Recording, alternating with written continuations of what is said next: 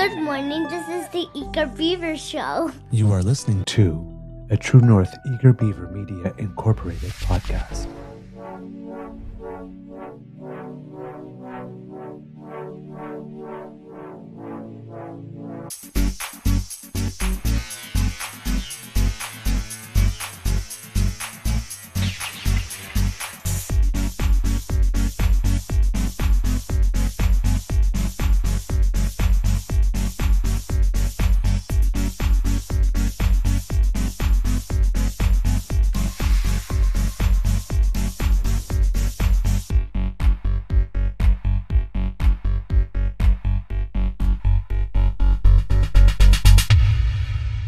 True North Eager Beaver podcasts are proudly brought to you by our founding sponsors, the Miss V Mysteries from Corvid Moon Publishing, your source for science fiction, fantasy, and cozy mysteries featuring a broad diversity of characters.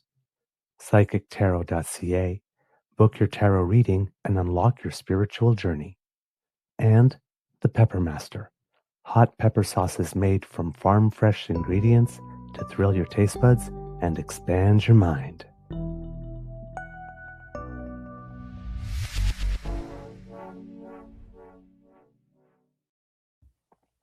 Well, good morning and hello, kids and cubs, and welcome to season 5. And I believe that we're back to our now numbered shows. So I'll say episode number 854 of the Daily Beaver Morning Show. Oh, Canada. Always 100% Canadian. Today, recording day is Monday, March 2nd, 2026. And it is a lovely, beautiful blue sky day here at the Beaver Lodge. I'm looking outside my window. I'm seeing beautiful blue sky, not a cloud in it. I am your host, the Eager Beaver, pronouns he, him, hey, Mr. Beaver A. And for those who didn't join us for our special yesterday, feeling very, very happy, as I said, feeling like I've clicked my ruby red slippers and said, there's no place like home. There's no place like home. There's no place like home. There's no place like home. And I'm finally home. For those who've been following over the past while, have not been able to produce shows on a regular schedule due to things going on in Mexico, which I probably will talk about a little more on another show because there have been developments, but today there's so much to pack into this one. I might not touch upon it a lot. Again, also just looking to have a couple of days where I don't have to talk about that so much anymore. Again, not that anything atrocious happened with regard to the cartel activity that delayed us, at least to us personally. But the most of our distress came at the hands of our airline. And I've been reading more news articles about that, and we are far from the only ones. We are still dealing with our airline carrier in that they have not fulfilled their contract towards us, and they have also not fully fulfilled their secondary contract with us, the verbal agreement we got when we were on the phone for them to refund both of our tickets. So it looks like we might have to engage in some legal action. And of course, as I mentioned, I will also be because democracy is something that I guess I'm doing in this case, we'll be writing a letter to the Minister of Transport seeking a meeting. And still waiting to hear back from my MP from the letter I wrote to him to see if we can get some action, because from what I've been reading, it seems that the issue is not so much the law, even though our laws should probably be strengthened, our regulations, and maybe to come in line a little more with that, which is in the EU. But the problem, according to some of the news articles, seems to be the willingness of the government to be very proactive in enforcing those laws, which is probably giving the airlines the permission structure needed to do what it is that they have been doing to their passengers. So we will talk a little bit more about that on another show, but just want you to know that for those who didn't follow any of the updates, that while we were there, um, though we were very close to whatever activity was taking place, um, we were never in any imminent or present danger, given that we did follow all instructions that were given, especially at the height of the activities. Uh, there was a lot of misinformation out in the online. So a lot of people back home were very concerned, as they should be, but probably more frightened than they needed to be, considering the circumstances. So I just wanted to let you know that we were okay. We were a little unsettled and rattled while it was happening, but never were we in actual danger. Um, and how to put it? And though we are still extremely, extremely tired and quite emotionally and mentally exhausted from the fight with the airlines. We are um, relieved to be home. We are very grateful to be home. We are thankful to Air Canada, not because they gave us they did anything for us in that sense. We had to book our own tickets, but because um, I don't know if it was strictly because of the events, but um, uh, they were sending larger planes to bring more people back home, which was a good thing. And we were treated uh, well on the way back, which was nice. Everybody at Immigration and Customs were very nice and kind when we came back. Big shout out to the good folks at Megabus in particular, who went above and beyond and did things that went against their policy to accommodate us and make sure that we were not financially hit. There were some uh, people that seemed to be very cold and uncaring along the way, and there were people also along the way that were kind and showed empathy and and tried to make things easy or easier for us. So there was a bit of both. We saw the best and the worst of people in such an instance, and of course there was all of you from the Dam Fam who were very, very concerned and in communication a lot and letting us know that you were thinking about us and sending us encouragement, sending us tips, giving us advice. Some of it, which we knew and we had already taken care of, but it was nice to see that you were aware of those things and some of the things that we hadn't done. And we said, that's a good idea. We should maybe do that. So we took all of the advice that was needed, and so, thank you for all of that. We definitely took all of the love and the concern. So, thank you for that. We hope that we were able to respond in a timely enough way to your concerns so that you wouldn't be overly worried. Because that's the last thing I want to do is worry you guys, and have you guys need to worry about me. It's my job to worry about you. The way I see it. But I do graciously accept the love and the concern. You were all absolutely wonderful and delightful. And again, like I've said before on the show, in a couple of instances, I think when I was ill and didn't know what was going on, was a little scared at that moment.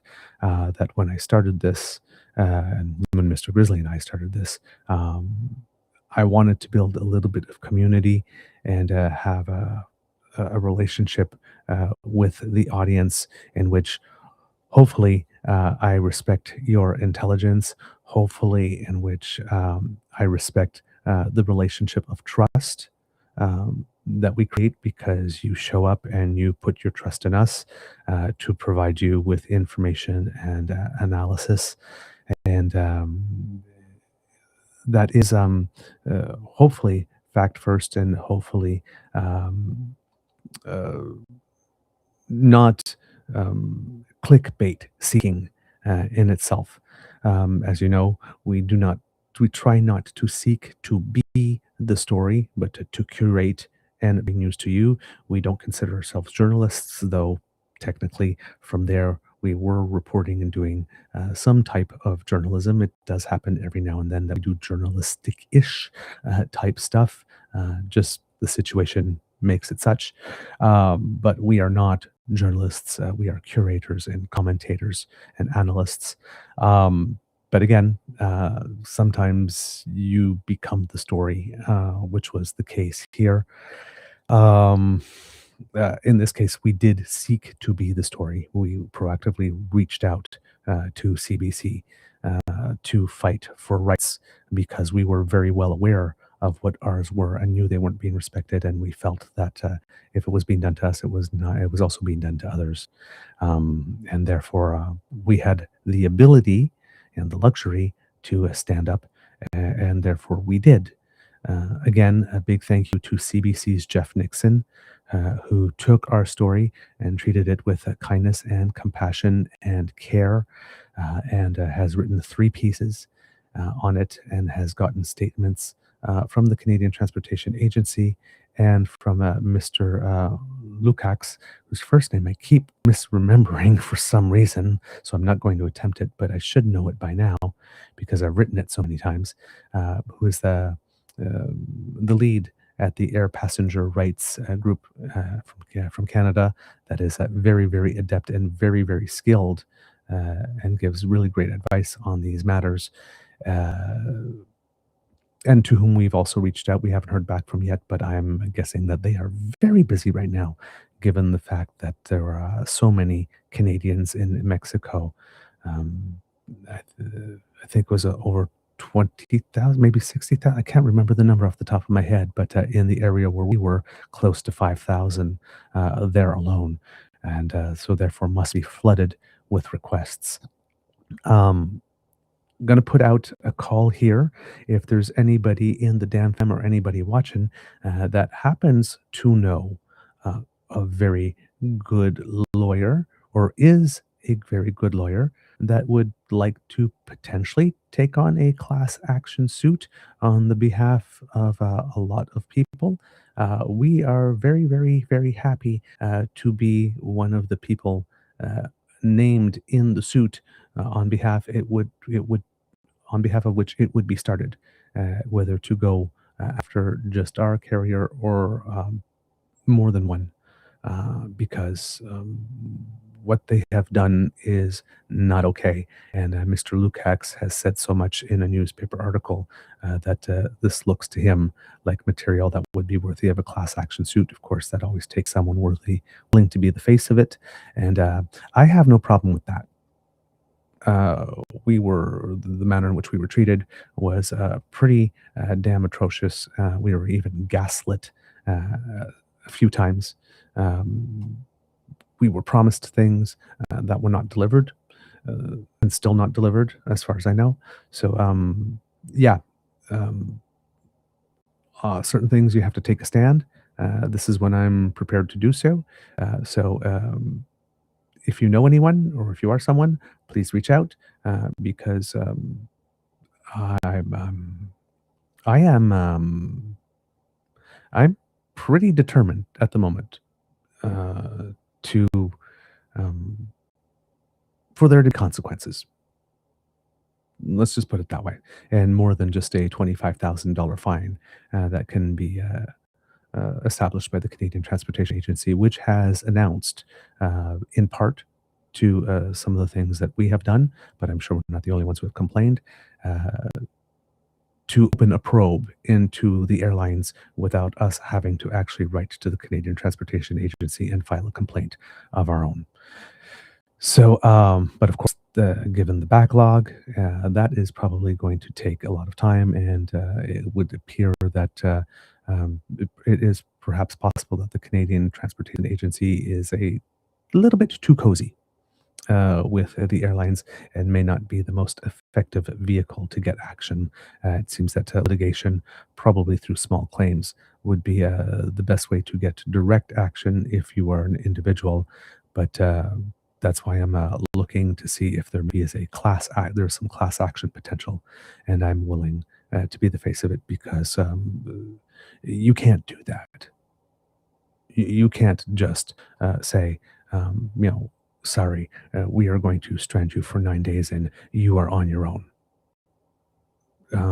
That's not okay. And the law does not allow that. The regulations do not allow for that. And the airlines, the situation should be that airlines would not even consider doing that to the people with whom it has a contract. But clearly, they are not particularly afraid of enforcement, or the penalties are not strong enough to compel them on their own to do what it is that the law obligates them to do. And therefore, perhaps somebody needs to be just petty enough to make it hurt, both in terms of dollar value and in terms of corporate reputation. And um, I'm that petty. So call me. All right. Moving on. That's all I'll say for that. That's actually more than I wanted to say about it today. But just for those who had not been in the loop, wanted to just give a quick summary. But just wanted you to know that we're okay. It's going to take us a couple of days more to get back on a regular schedule. I am sorry that I had fully intended to start on time today. Even had managed to get to bed before 11 last night, but I had nightmares for the first 3 hours of sleep, which led me to getting out of bed to try and, um, you know, change what was going on in my mind so I could get some restful sleep. And, so a little bit of insomnia and nightmares and stuff of the like.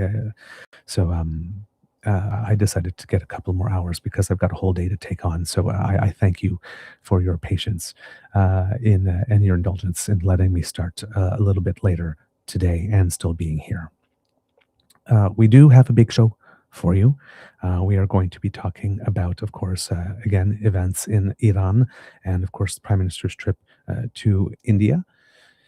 And because there's been some developments there. And before we do that, big thank you to our podcast sponsors, the Peppermaster, the Miss V Mysteries from Corbin Moon Publishing, and psychictarot.ca, who have been with us from the very beginning, and we are very grateful for their continued support. And of course, as I said again, to you, the Damn Fam, your constant and stalwart support means the world to us. Again, we just take it all and put it right here, and thank you. Okay. All right. Let's see. Yes, Kitsasi, warning to me, don't let revenge take over my soul. I want to be very clear that this is not about revenge. This really is about, hopefully, justice, and hopefully standing up for yourself. More than revenge. Yes, I want there to be consequences. And that's why I said, at this moment, I'm thinking about that because, of course, at some point, when this is not as fresh and I calm down, I might want to reconsider whether or not the amount of time I would have to invest in pursuing this, and perhaps financial commitment, because it will be more than I'll be getting back, is something that I want to do. And how long I want this to be a part of my life. But I also know that we are in an increasingly unstable world, either because of geopolitical stuff, domestic stuff, climate related stuff. And these are incidents that are probably going to keep on happening. And there's a lot of people that are going to be affected by this. And if we want a world in which we still have the freedom to travel uh, and have a feeling of safety and security, that if things go sideways, that there will be people there for us, that we will not be stranded and left on our own, that we will not be abandoned, that contracts will be respected, um, then somebody has to stand up and say, this is unacceptable. So, the place right now from where this comes from, yes, there is a bit of anger. I won't lie. Um, but I'm trying. Anger could be a good force and a positive thing if you can channel it in a positive way. So I'm hoping that by trying to not make this just a personal thing, but a thing of concern for more than just me, um, which is why I'm thinking of the class action route. That it's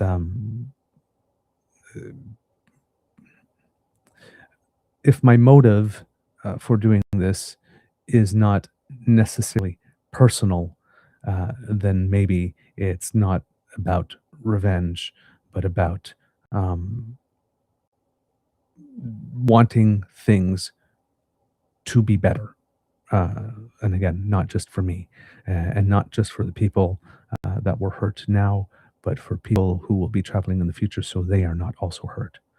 Um, that's the lens I'm trying to look at things through, which I'm trying to look at through things. But yes, I have to do the calculation about what will be the personal cost to me and to my Beaver sweetie for doing that, and whether or not that is something we want to take on, and whether or not it will be worth it. But at the moment, uh, I am fired up enough about what has happened because it sheer number of hours we spent on the line, the sheer number of times we invoked our rights, the sheer number of times we asked for help, and the sheer number of times we were told uh, that the law was not what the law was, the level of rudeness and condescension that was uh, displayed towards us, the things that were said to placate us, um, the promises that were made and that were not kept beyond the original ticket. When you add it all up, um, it's abusive. It's downright abusive. So somebody has to say no. And as we've seen with a couple of our interview guests, like Bonnie Critchley, if not me, then who? Somebody's got to do something about. Oh shit! I guess that's me.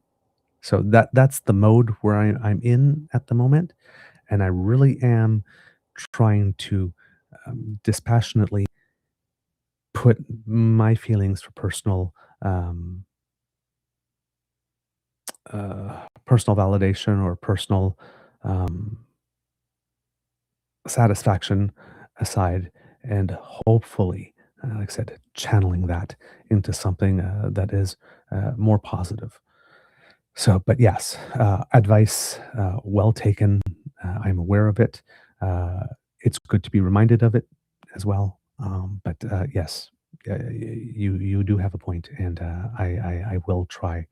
Uh, uh, I will be keeping that in mind, and please do remind me, just in case I get a little too carried away, that I might need to check myself, because the 360-degree feedback on this is very helpful and useful. All right. Uh, okay. Let's get into some of the things here. Uh, oh boy. Oh, thank you, Kit Saucy. You have been thinking thoroughly. Good. Yeah, I'm fortunate that um, I got to do a lot of therapy earlier on in life for other things that happened. I'm in a slightly better place when things like this happen. But um, everybody has a little button issue that sends them back to their inner 5 or 6 year old, and mine is the big A, abandonment, and there was abandonment here. So I do realize that when it comes to issues related to abandonment, that I have a potential blind spot, and that I need to be extra careful there, because um, sometimes my inner warrior crying for justice is not um, more mature, learned life lessons, 52-year-old me, but the inner 6-year-old screaming, who might be stomping his feet and saying, I want justice now. And so, yeah, I do need to check that on this particular issue. Let's just put, I'm aware, but even while being aware, there's still a blind spot. So, yes, again, advice well noted and well taken. Okay. Uh, all right. Um, Iran. Let's look into that a little bit, kids and cubs. Um, it was reported at around 2:30 a.m. Um, I believe now it was early in the morning first, or maybe the 31st. The dates are a little jumbled in my mind, but I believe it was, yeah, Saturday, because yes, Saturday. Um, so yeah, that would be the 31st, at least in Iran, because I had to think of one of the facts. There is school on Saturdays in Iran, and that's how, unfortunately, why um, all those children were in that school that got hit on that day when the strikes hit.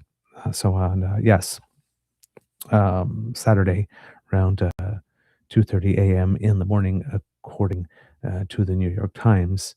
Um, a CIA assisted Israeli attack on Iran's top officials uh, resulted in the Ayatollah of Iran, Ayatollah Khamenei, his daughter, and several members of his family being taken out, as well as the head of the Iranian Revolutionary Guard Corps, the nation's armed forces chief of staff, and Iran's top security advisor. And then with all the additional chaos and mayhem that has ensued as a result of that action. Um, Rationale, as expressed for the United States with regard to this specifically, has indicated intentions of regime change, with the President of the United States calling for the people of Iran to rise up at some point and do their part at that point to topple uh, the Iranian regime. And I'm guessing the goal here is, or the stated objective is that, they would have the democracy that they would like. The 92 million strong population of Iran would like that. Um, as expressed by Rachel Maddow in her excellent reporting, a lot of the rationales that we are hearing afterwards, or in the fact, because there's a lot of things being jumbled, can be ruled out, even though some of the people might still be mentioning them. Um, we can rule out that Iran has intercontinental ballistic missiles that could reach the United States because it does not have any ICBMs, and there is no intelligence available from a credible source that indicates that Iran has engaged on that path. The Secretary of State Marco Rubio recently admitted that, saying that they might only have the capability to do that one day, sometime one day. We can rule out that Iran is 1 week away from industrial grade enrichment for their nuclear program, as the recently appointed special envoy by the United States, Steve Witkoff, has recently said on Fox News. Because, again, there is no American or international intelligence available that to suggest that. And of course, on June 21st, 2025 of last year, when there was that last limited operation in Iran, joint US and Israeli operation, President Trump had specifically stated that the nuclear program had been completely obliterated. And Marco Rubio, again, Secretary of State, while in a press conference in St. Kitts and Nevis last Wednesday, specifically said, quote, "They are not enriching right now."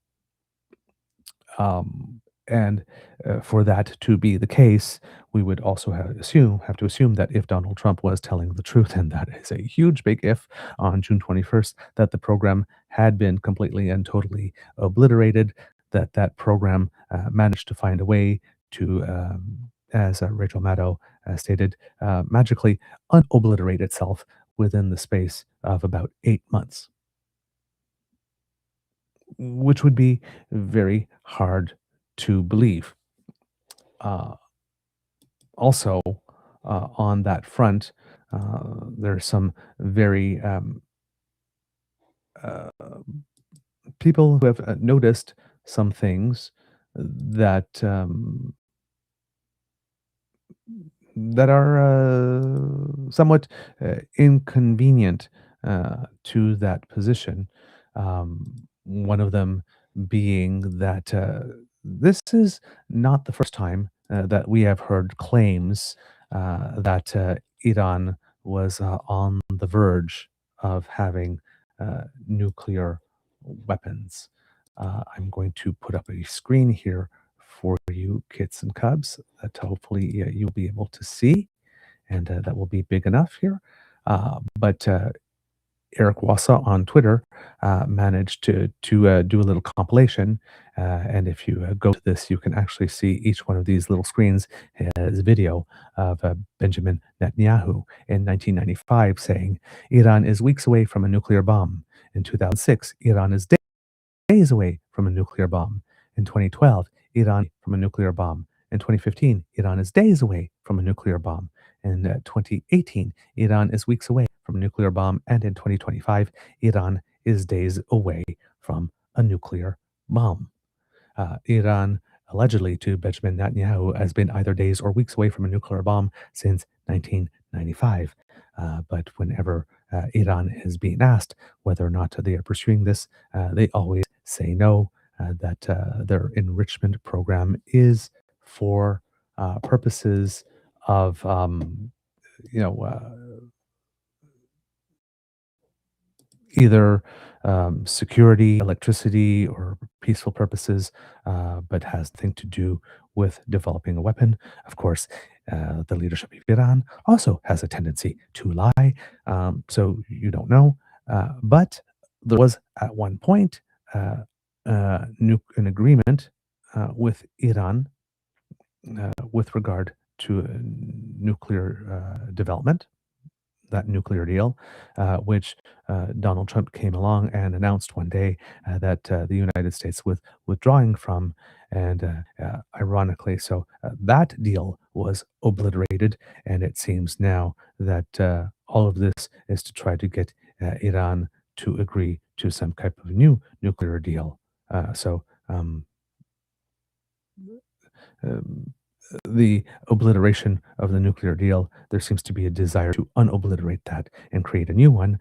Of course, then again, if Iran has been looking at Canada, with whom it has no real diplomatic relations since the days of Harper, because we closed our embassy there.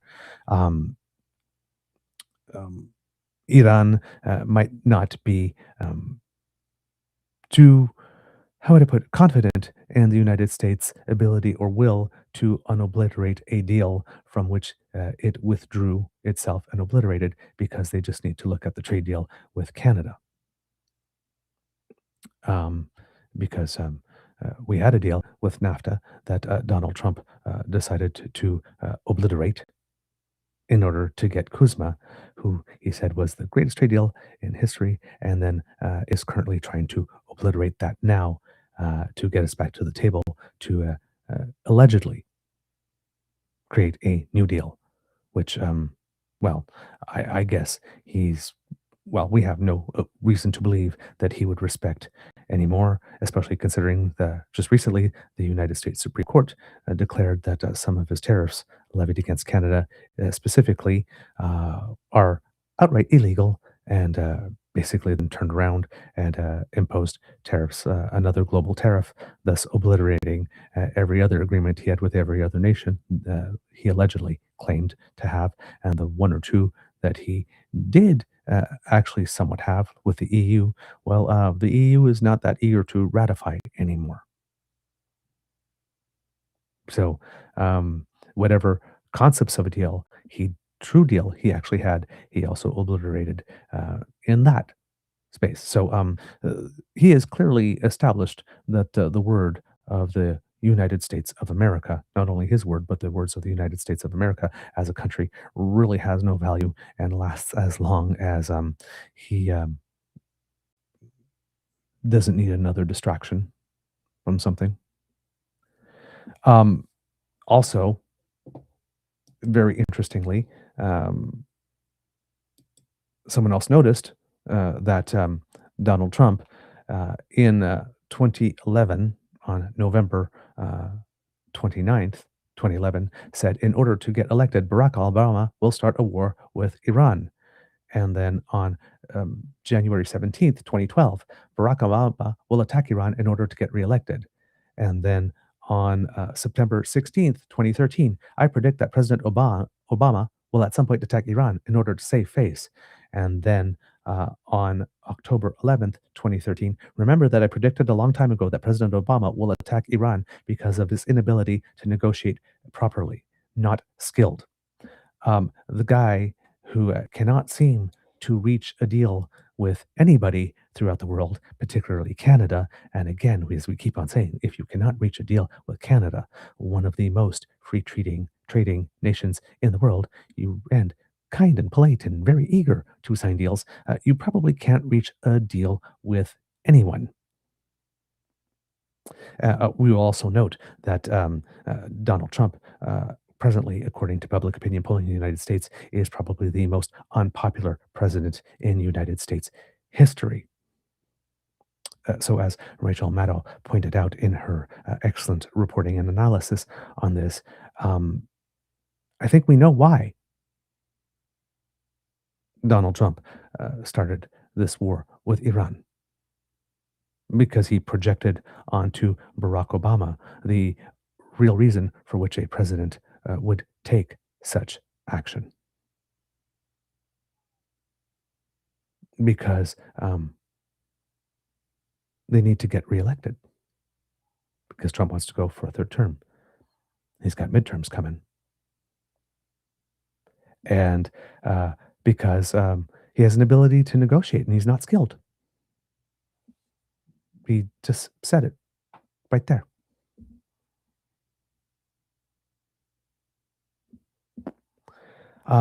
Also notice the pattern between these two people repeating things over time. Happen to be two people who currently are trying to keep their own asses out of jail. Coincidence? Who knows? I'm the type of person that would like to believe that when there are too many coincidences, it is no longer a coincidence. But again, maybe that's just me. Um, we can also probably rule out that this action is because Donald Trump really does support the Iranian people and wants to help them overthrow the government. Um, we've seen from the United States how it commits to people with whom it has allied itself before. Just ask the Kurds, for example, or interpreters in Afghanistan. how long their loyalty to them lasted when it when they helped. Um, she points out that the president ordered the leadership of Iran, particularly of the Revolutionary Guard Corps, to lay down their weapons and surrender, but did not conveniently um, give them any instructions as to how to lay down their weapons and surrender that would uh, be satisfactorily, or give them a path by which they could do that. They have also not coordinated with allies in any way, shape, or form. They have not gone through Congress. They have not respected international law, but of course, this is not their first offense in this on this front when it comes to this. Um, and in Iran, over the last 2 months, there have been protests, and the IRGC has cracked down on those extremely violently, sometimes taking the lives of thousands of people, or over 1,000 people in a day, and has turned off the internet. And the United States has not done anything, let's say, talk to his buddy Elon Musk to make sure that Starlink was somehow operational there, to give internet back to the people of Iran that he wants to rise up against the IRGC, which is extremely powerful, well connected, well organized, and well funded, in order to give the people means to communicate with each other and communicate with the outside world, in order to be able to do anything, to coordinate action in order to stand up to the regime. Um, Also noted that he gutted um, the Farsi language component of Voice of America and put it in the hands of Carrie Lake, a so-called once journalist who is most famous for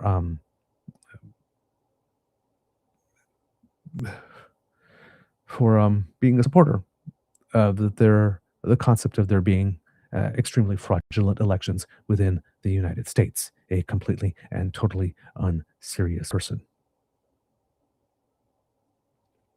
So yeah, um, not sure how the people are supposed to rise up and do their share of that, based on what Donald Trump and um, and Israeli forces have done together here, without giving them any tools to do so against one of, again, the world's most repressive, willing to be violent towards its own citizens, and well financed uh, groups in the entire world.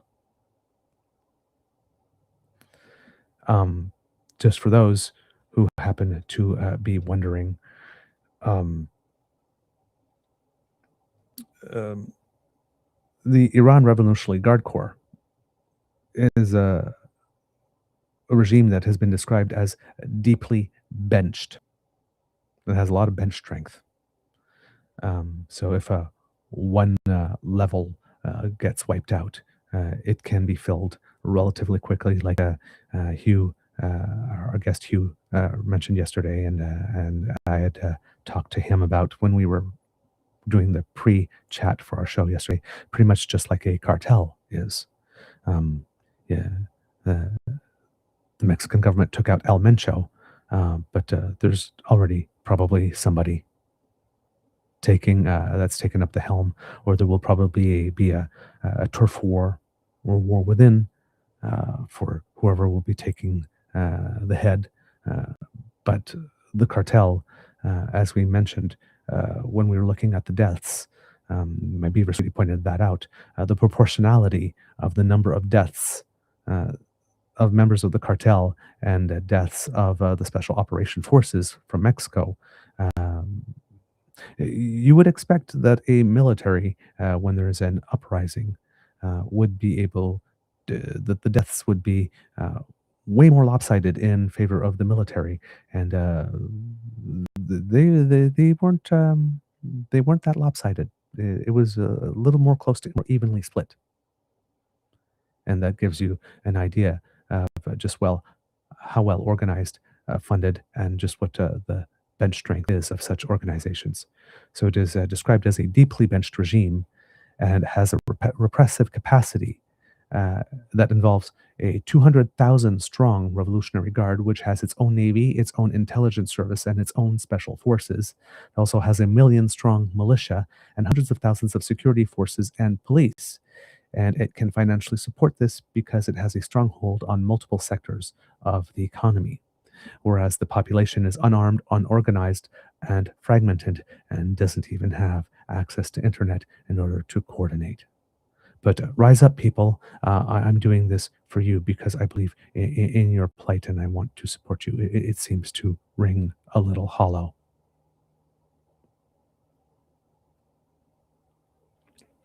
Um, a lot of people are the follow the money people are um, wondering about the fact that um, some of the Gulf states have been making interesting financial arrangements with the Trump family. Uh, Qatar gave Donald Trump a $400 million plane. The United Arab Emirates recently constructed a crypto financial transaction which put $2 billion into the Trump family's so called financial firm. Saudi Arabia, who appears to have made public statements stating that they did not want this to happen because they preferred the stability uh, of having Iran still present as a enemy. Also put $2 billion into the pockets of Trump's son-in-law, Jared Kushner, at the end of the first term, who somehow finds himself leading the negotiations with Iran on behalf of the United States just weeks before all of this happened, when it was said at the time that he would never be involved again with government after getting that $2 billion payment. So some people are wondering whether or not certain Gulf states have essentially purchased the services of the U.S. military in order to get rid of an entity that was making their lives more difficult. So again, we're hearing different things from different people with regard to that.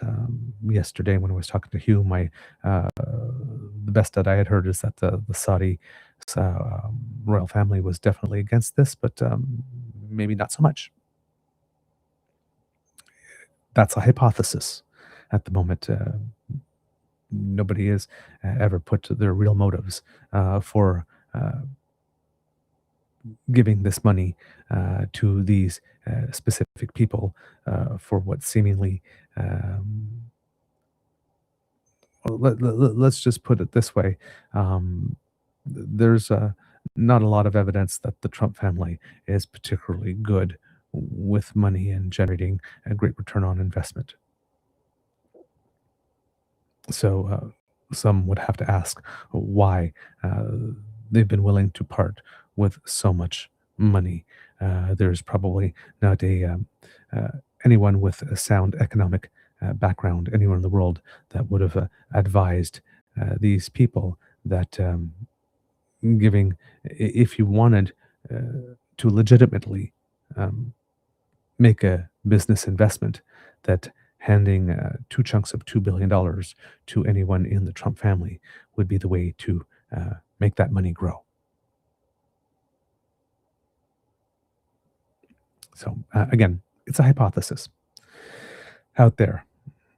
Israel has claimed to have hit at least 500 targets within Iran on the first day, commercial satellite images have shown that Iranian warships have been set afire outside the naval base on the south coast of the nation, and that there's a nearby drone base that has been destroyed. Entrances to several tunnels in which it is suspected the IRGC has hidden weapons have been collapsed near the city of Debris.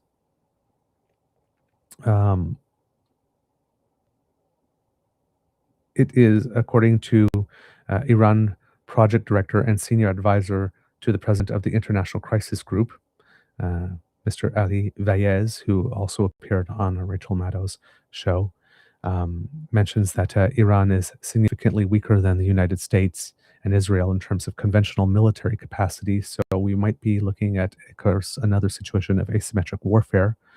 Quote, it can spread the pain. It can try to affect the global energy prices by closing the Strait of Hormuz, by putting pressure on energy exports out of the region. It could spread the pain by targeting the Gulf countries, as has already done.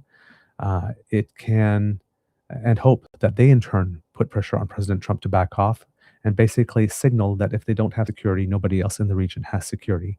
And they could target US and Israel bases in the region, as they have already done. But all of this, one has to remember, a huge part of Iranian strategy is not to win necessarily, it is to survive. And so for them, this is a game of endurance. Kit Hugh mentioned yesterday the price of certain commodities had spiked up. Iran has closed the Strait of Hormuz, through which 1/5 of the world's oil is shipped. I checked yesterday on Trading Economics, and the price of oil, crude oil, Brent, heating oil, gold, natural gas, gasoline, TTF gas out of the Netherlands. That's an exchange on the Netherlands. I believe it's an exchange. The Dutch TTF, the Tidal Transfer Facility, which is a trading hub for natural gas in Europe, located in the Netherlands, and UK gas have all spiked up rather interestingly. I will share screen here with you, kids and cubs. So let's see if I can make this bigger for you.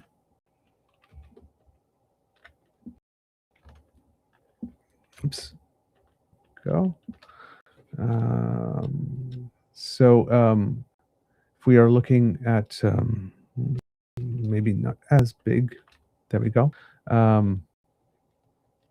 Crude oil up 6.74%. It's not really all that big, so I'm going to read that out for you here. Brent up 8% currently, natural gas up 3.92%, gasoline 4.2%, heating oil up 14.47%. Gold earlier this morning was trading up near $5,400. It has decreased a little bit, but that's really close to record highs. TTF gas up 44.81%.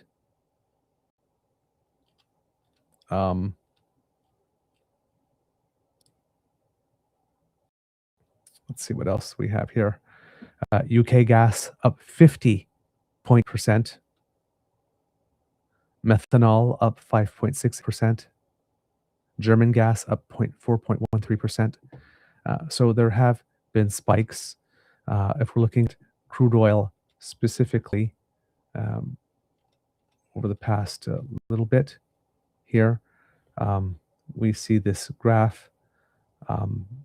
December 16th, 2025, it was at $54 and, let's say $54 a barrel. January 7th, about $55 a barrel. Spiked to 59 on January 14th. Then January 30th to about 64.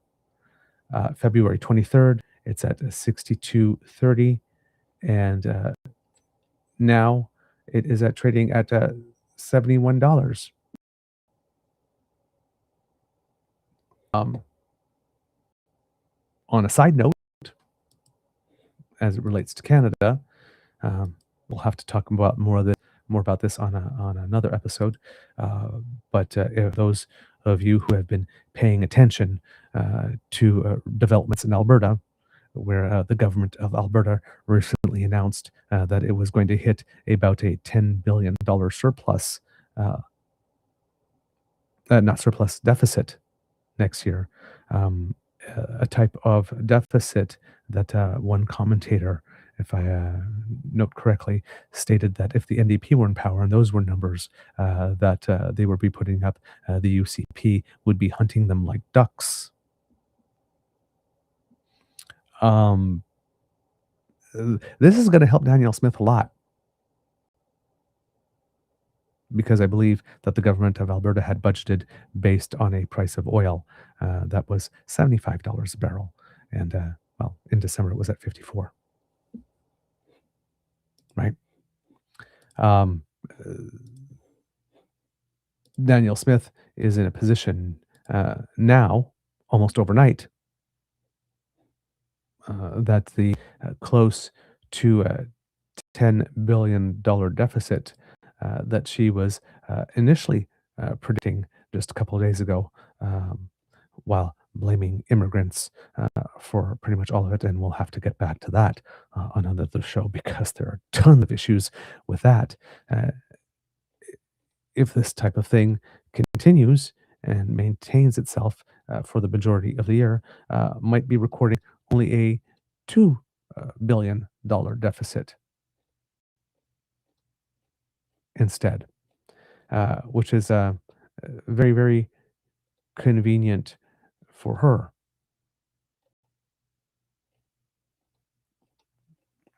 Um,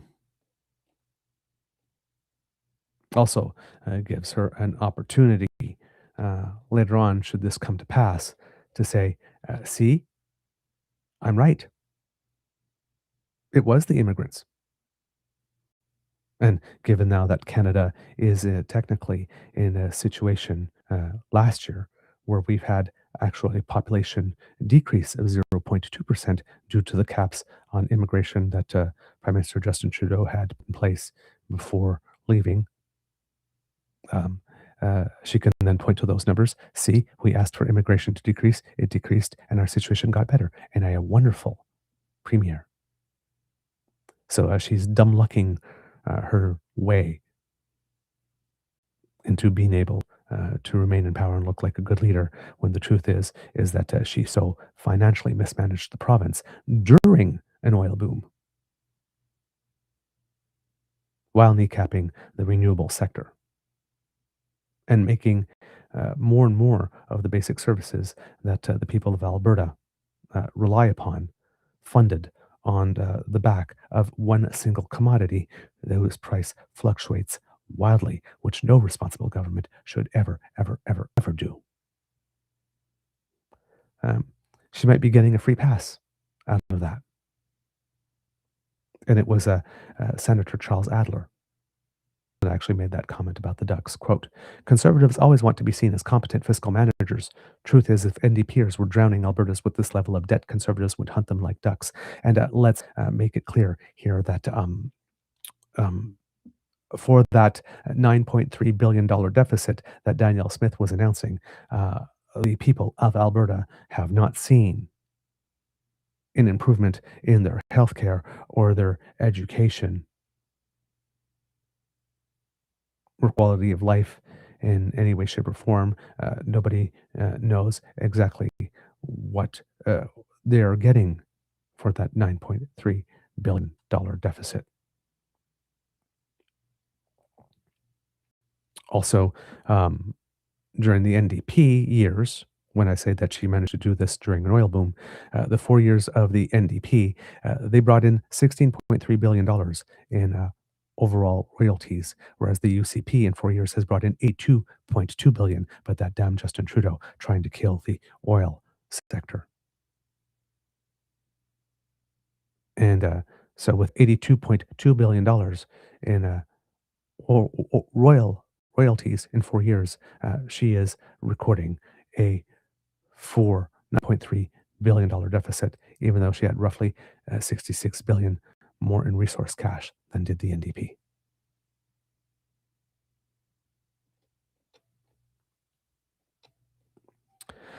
Um, but yeah, This is helping her out. Um, since we're talking about that, um, Pyapolyev had a statement with regard to what was happening. Um, and the Conservative Party of Canada has been, uh, for some time, making the claim that it wanted more action taken on Iran.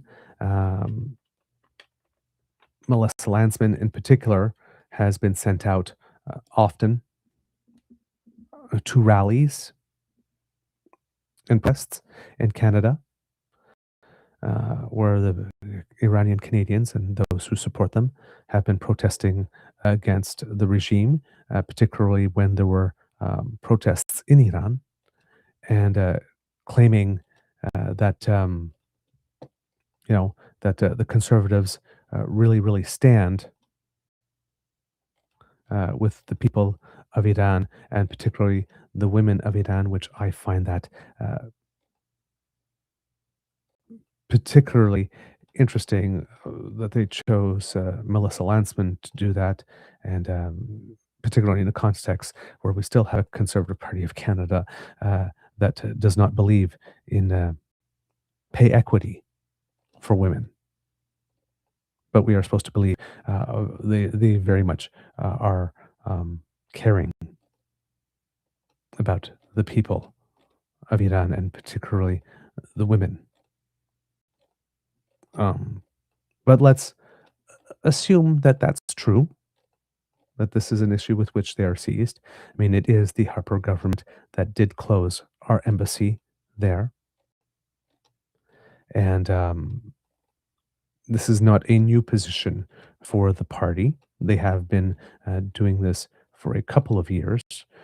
We also pointed out, however, and we have done this several times on our show, that when the Conservatives were in power, the Liberals, particularly Irwin Cotler, who is a known human rights advocate as an MP and since, called specifically on the Conservative government to declare the IRGC a terrorist organization, and the Conservatives refused to do that. And then once they became in opposition, started demanding that the Liberals do it, and tried to embarrass the Liberals into doing it. And the Liberals have indeed done it. So again, history begins conveniently, if you're a conservative, where it is you need it to do for whatever media attack you're going to do to work.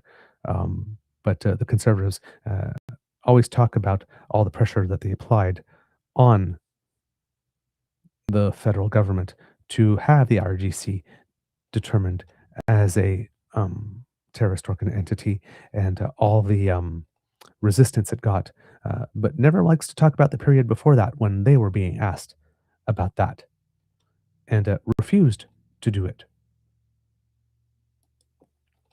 On February 28th, Pyapolyev posted to his Jitter feed. The regime in Tehran is the principal source of terror in the Middle East and around the world. It tried to build nuclear weapons to annihilate our allies. It massacred tens of thousands of its own people. It orchestrated the attacks of October 7, 2023, murdered Canadian passengers on flight PS 752, sought to kill prominent Canadian leaders, and ruthlessly targets Canadians of Jewish and Iranian descent. It has shown no good faith in negotiations to change course.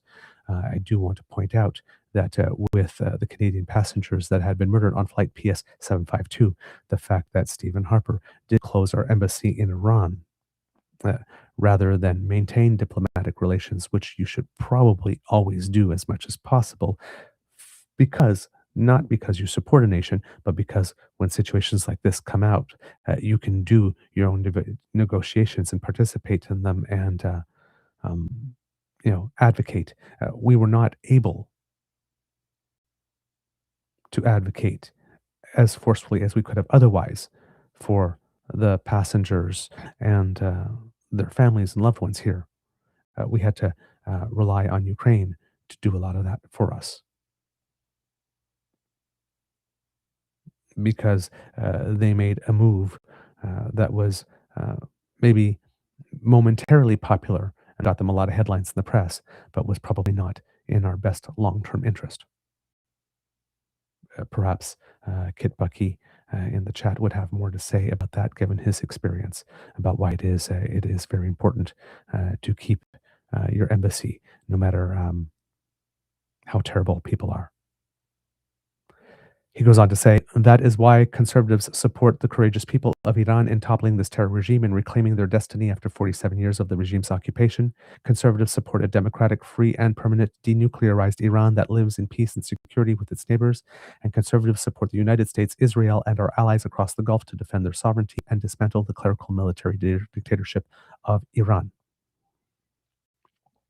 Um, So, again, if one wanted to be read into this, one could read that conservatives are supporting this bombing campaign.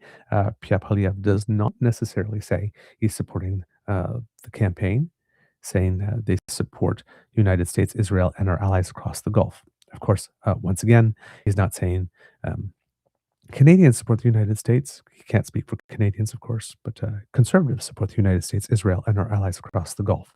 I would also like to point out here that when the conservatives talk about supporting Israel, because they have been fully all in on what Netanyahu has been doing, let us remind you once again that the conservatives like to say this, but when it comes time to vote,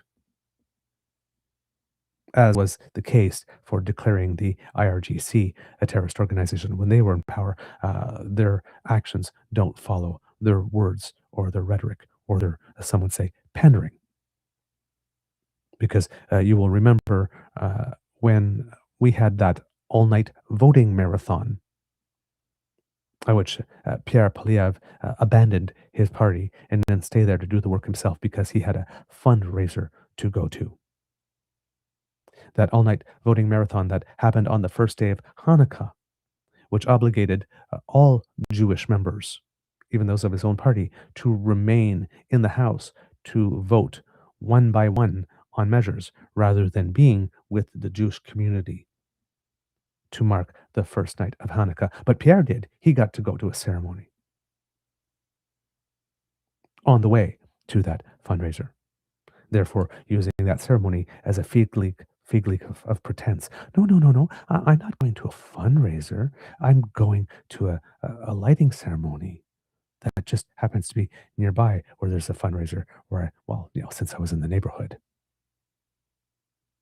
And then brought back McDonald's to his MPs that stayed up to work all night, in which they voted against funding for a Holocaust museum in Montreal and a Jewish community center in Vancouver. But he supports the Jewish community. We are supposed to believe. And that's why I'm a little bit skeptical about the party claiming that they are on the side of the Iranian people and particular Iranian women when they're not particularly on the side of Canadian women. Again, when it comes time to vote. But again, maybe that's just me.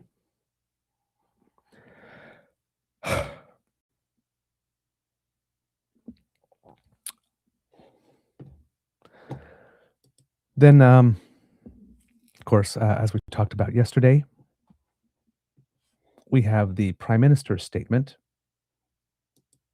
on what has happened, um, which we read into the show yesterday. But for those who didn't watch the special here, the Canadian government is closely following Iran related hostilities throughout the Middle East and urges all Canadians in Iran to shelter in place. Canadians in the wider region should follow local advice and take all necessary precautions. The title of this, by the way, is Statement by Prime Minister Carney and Minister Anand on the situation in the Middle East, not on the bombing of Iran or on the special operation taken by the United States and Israel in Iran, but on the situation in the Middle East. Very broad. Canada's position remains clear. The Islamic Republic of Iran is the principal source of instability and terror throughout the Middle East, has one of the world's worst human rights records, and must never be allowed to obtain or develop nuclear weapons. Canada and our international partners have consistently called upon the Iranian regime to end its nuclear program, including at the 2025 G7 Leaders Summit in Kananaskis and with the United Nations reimposition of sanctions in September. Despite diplomatic efforts, Iran has neither fully dismantled its nuclear program, halted all enrichment activities, nor ended its support for regional terrorist proxy groups. Canada stands with the Iranian people and in their long and courageous struggle against Iran's oppressive regime. Canada has listed the Islamic Revolutionary Guard Corps as terrorist entity and has sanctioned 256 Iranian entities and 222 individuals in response to the regime's repression and its violence both against its own people and persistently beyond its borders. Canada reaffirms Israel's right to defend itself and to ensure the security of its people. And then this is the key sentence of the statement. Canada supports the United States acting to prevent Iran from obtaining a nuclear weapon and to prevent its regime from further threatening international peace and security. The Canadian government urges the protection of all civilians in this conflict. We will take all possible measures to protect our nationals and Canadian diplomatic missions throughout the region. And as I pointed out yesterday, there's a lot of people reading the sentence, Canada supports the United States acting to prevent Iran from obtaining a nuclear weapon and to prevent its regime from further threatening international peace and security in many different ways as they are delivering their hot take. On this show, we like to say that all the words someone says and only the words someone says matter. In this sentence, I repeat again, Canada supports the United States acting to prevent Iran from obtaining a nuclear weapon and to prevent its regime from further threatening international peace and security. I do not see expressed support for the current military campaign. I see support for action to prevent Iran from obtaining a nuclear weapon and to prevent its regime from further threatening international peace and security. That could take many forms. It does not necessarily have to take form of bombing the living daylights out of Iran or dropping bombs on schools.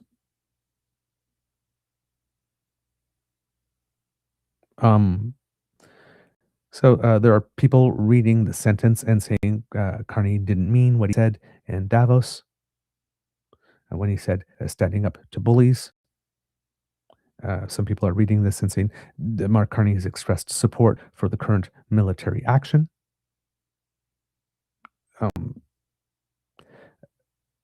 At worst, there's some bad faith interpretation of what these words mean as they relate to what Prime Minister Mark Carney said in Davos. At best, it could just be people projecting what they believe should be how it is we're supposed to stand up to a bully. The NDP's Don Davies a couple of days ago had made a statement of the form that if Canada, I think was with regard to Cuba, that if Canada was not doing the same thing that Mexico was doing in terms of sending supplies and oil, then that means that what he said in Davos was not real. He didn't mean it, and he was swallowing himself full and being a hypocrite. We need, if we're going to talk about these issues seriously, to get out of the mindset that if you do not do what you say in the way that I think you should do what you say, therefore you do not mean what you said and you're a liar, especially if there are many ways that one can do what it is that they've said. There's also the context that a Prime Minister of Canada must, at any given point in time, first and foremost, defend the interests of the nation, of their own nation, even above those of any others, even in terrible cases.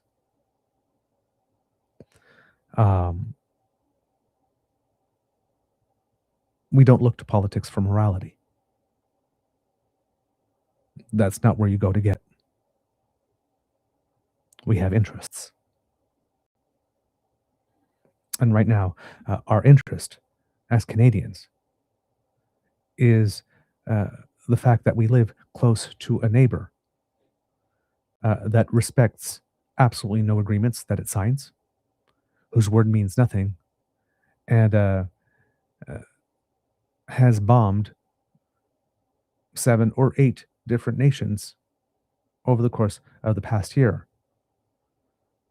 Yemen, Somalia, Iran, gone into Venezuela,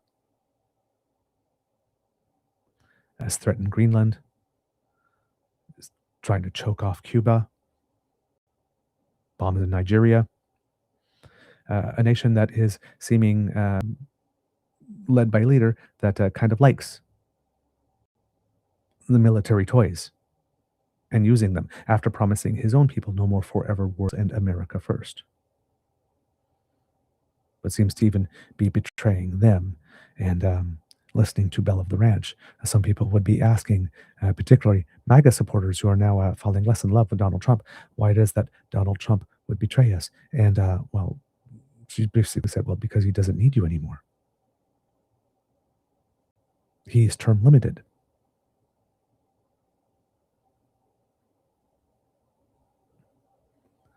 There's a lot of talk about he will use this to try to cancel midterms. Maybe he will try, but we always have to remember that in the United States, the federal government has no control necessarily of the elections. Those are all state run.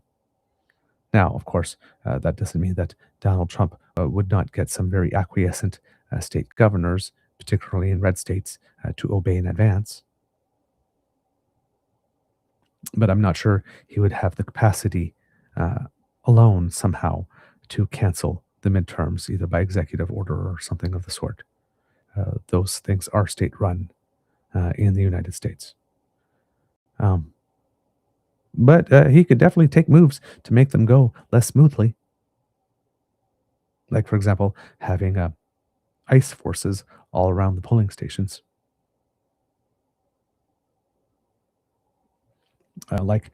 Again, not recognizing the results.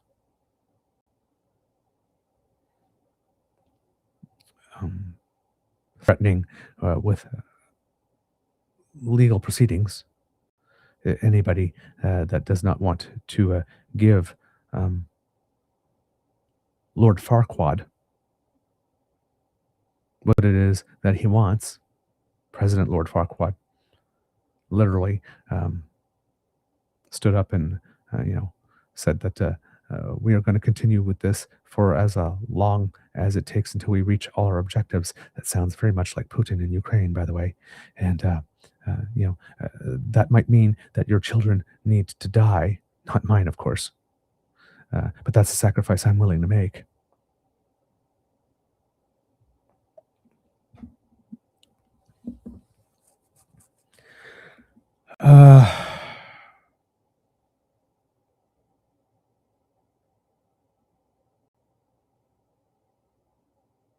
It's hard. This is a mess. It is very easy if you happen to be, let's say, more on the hard left, uh, to look at the Prime Minister's statement and say, well, you didn't stand up and say that this is an illegal war. You didn't say you stood against Donald Trump bombing. You didn't take out your finger and go, tisk, tisk, tisk. Um, you didn't mean what you said. Ha ha, you're the hypocrite we all knew you were.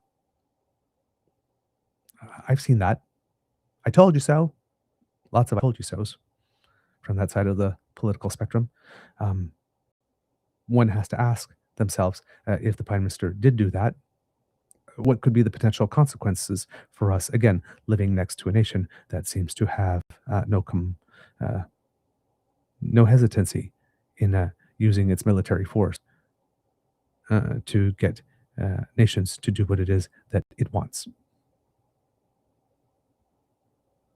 And a nation that has said outright that it would love to annex us.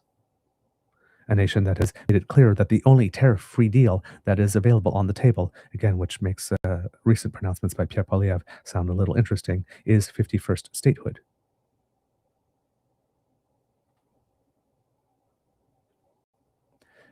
Maybe that's not the time, if your first job is to protect Canadian interests, to stand up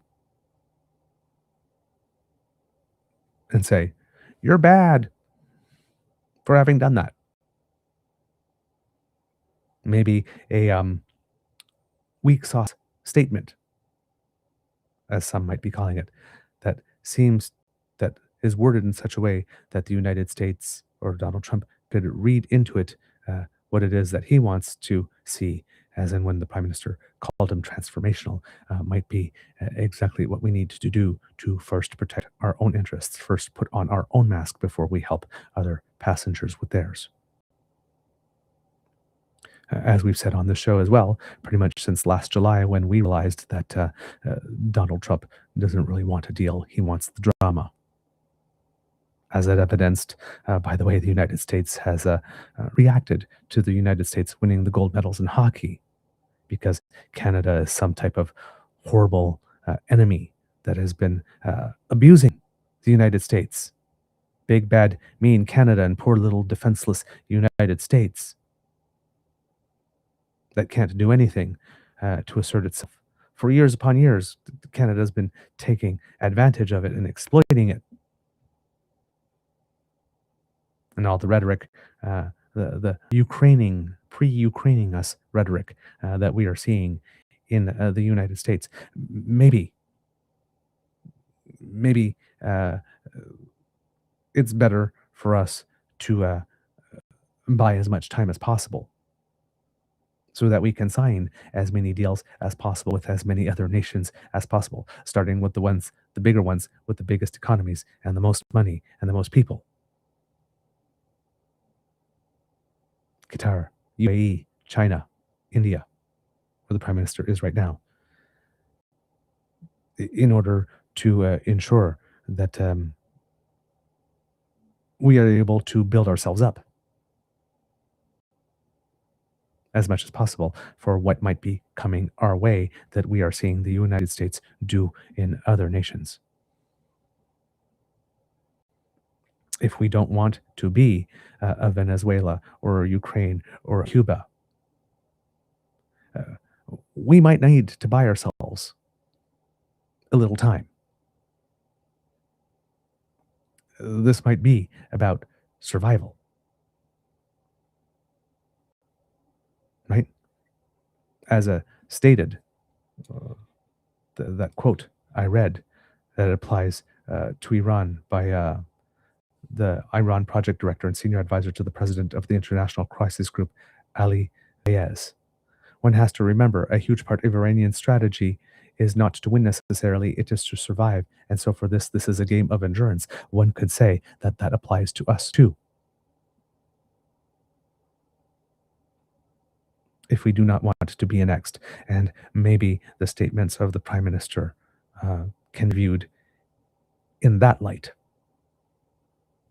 Also pointing out that the statement of the Prime Minister as the leader of Government of Canada does not maybe necessarily what his own personal statement is. Maybe he would like to come up to a microphone and say, these fathermuckers and blah, blah, blah, blah, blah, blah, but he can't do that.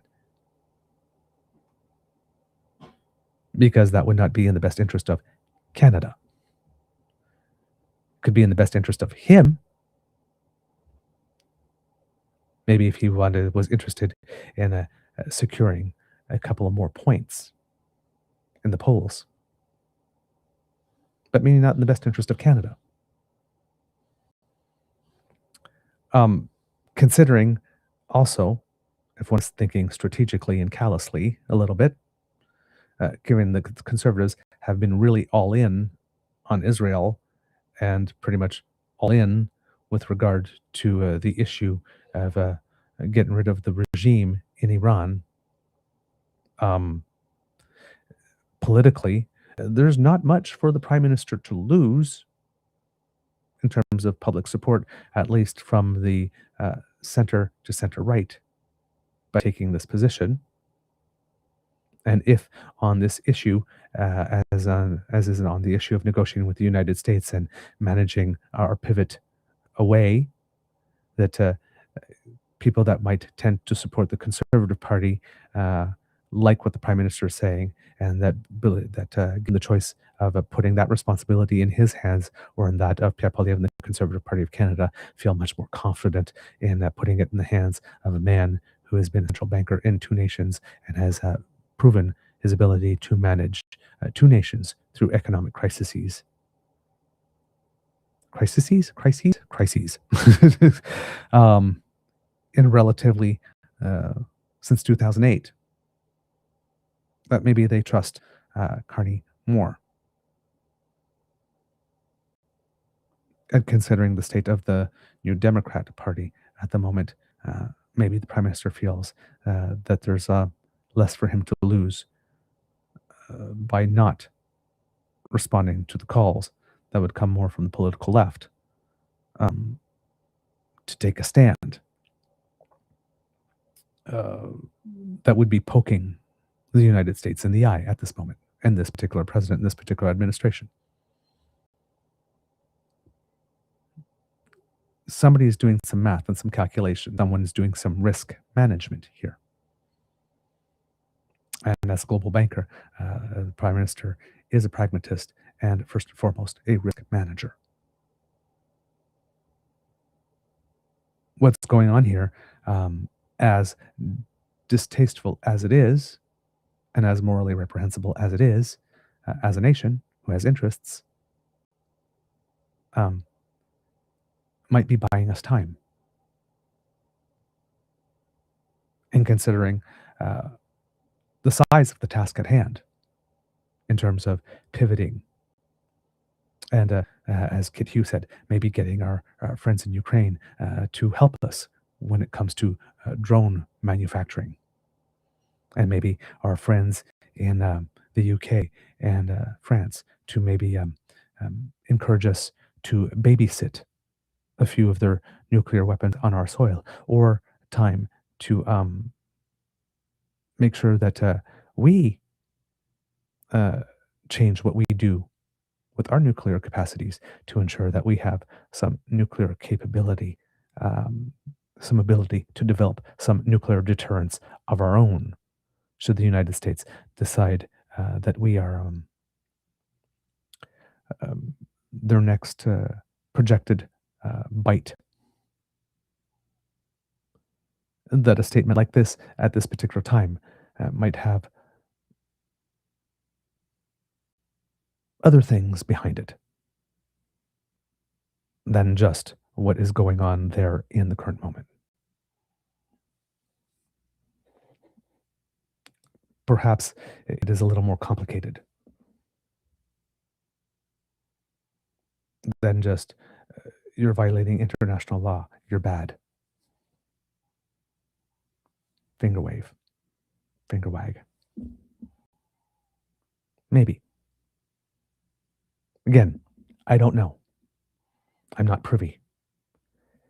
This is my best analysis. Trying to look at all factors and trying to think as a strategist.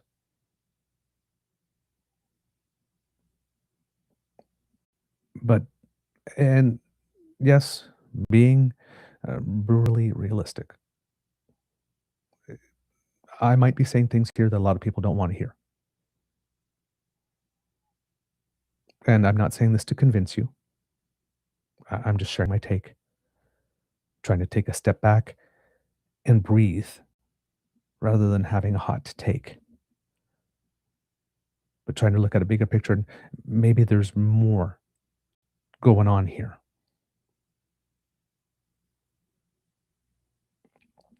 Than what's just on the surface. I always tend to believe there are certain things that are black and white in life, that are very, very simple and black and white, but not as many as people in politics would like to have you believe in order to get you to bypass your logic and rationality, and to push your fear and outrage button to get you to give your data and open up your wallet. There are some things that are black and white. This may not be one of them.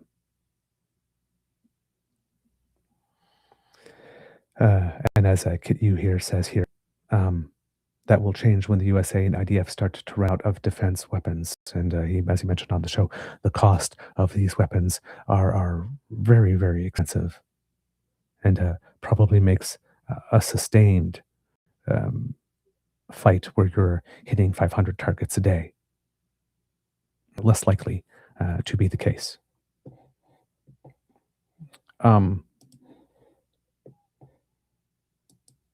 When we're talking about spillover as well to this, a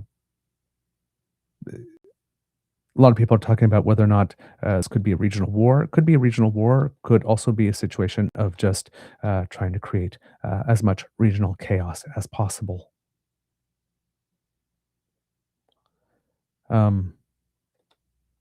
Without it hopefully devolving into a full-out outright war in the classic sense.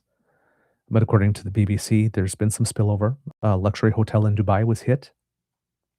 Video verified by the BBC shows a fire raging at the Fairmont the Palm Hotel on Saturday in the United Arab Emirates' largest city. Local officials said 4 people were injured in a blaze at a building in the Palm Jumeirah area. They gave no further detail. It says that apparently, according to the authorities, the fire was under control. Nobody knows whether or not that was a direct strike or whether or not it was falling debris from an intercepted drone or missile that had another target. In the early hours Sunday, the Dubai media office said 4 people were wounded at a, quote, incident at the Dubai International Airport, which is one of the major transportation hubs of the world. The airport's concourse had, quote, minor damage, the office added without elaborating. Elsewhere in the region, Qatar, Bahrain, Jordan, and Kuwait, all home to U.S. military bases, said they had intercepted missiles fired towards them. Huge plumes of black smoke were seen rising from an area near the headquarters of the U.S. Navy's 5th Fleet in Manama, Bahrain. Manama is the capital there. The extent of any damage is unclear. And Doha, Qatar's defense ministry, said it had intercepted several missiles apparently targeting the Al Udeid air base, the largest U.S. base in the region. Another verified video filmed from a building opposite to the Dubai hotel shows the moment of impact followed by an explosion as a large orange fireball erupts and the person filming appears to fall to the ground. Iranian media earlier said that it had launched an attack on Dubai, although it is not clear what it is they are targeting. A British woman told the BBC that she was at the Dubai Marina just off the Jumeirah beach where the strikes hit on Sunday. I believe that that is the largest port in the region. The U.S. has about 13 military bases across the Middle East with 30,000 to 40,000 troops normally deployed between them. Authorities in Bahrain confirmed the attack on the U.S. naval base known officially as the Naval Support Academy, Bahrain. It's the home port for ships including anti-mine vessels and logistical support ships, though it is unclear if any were present.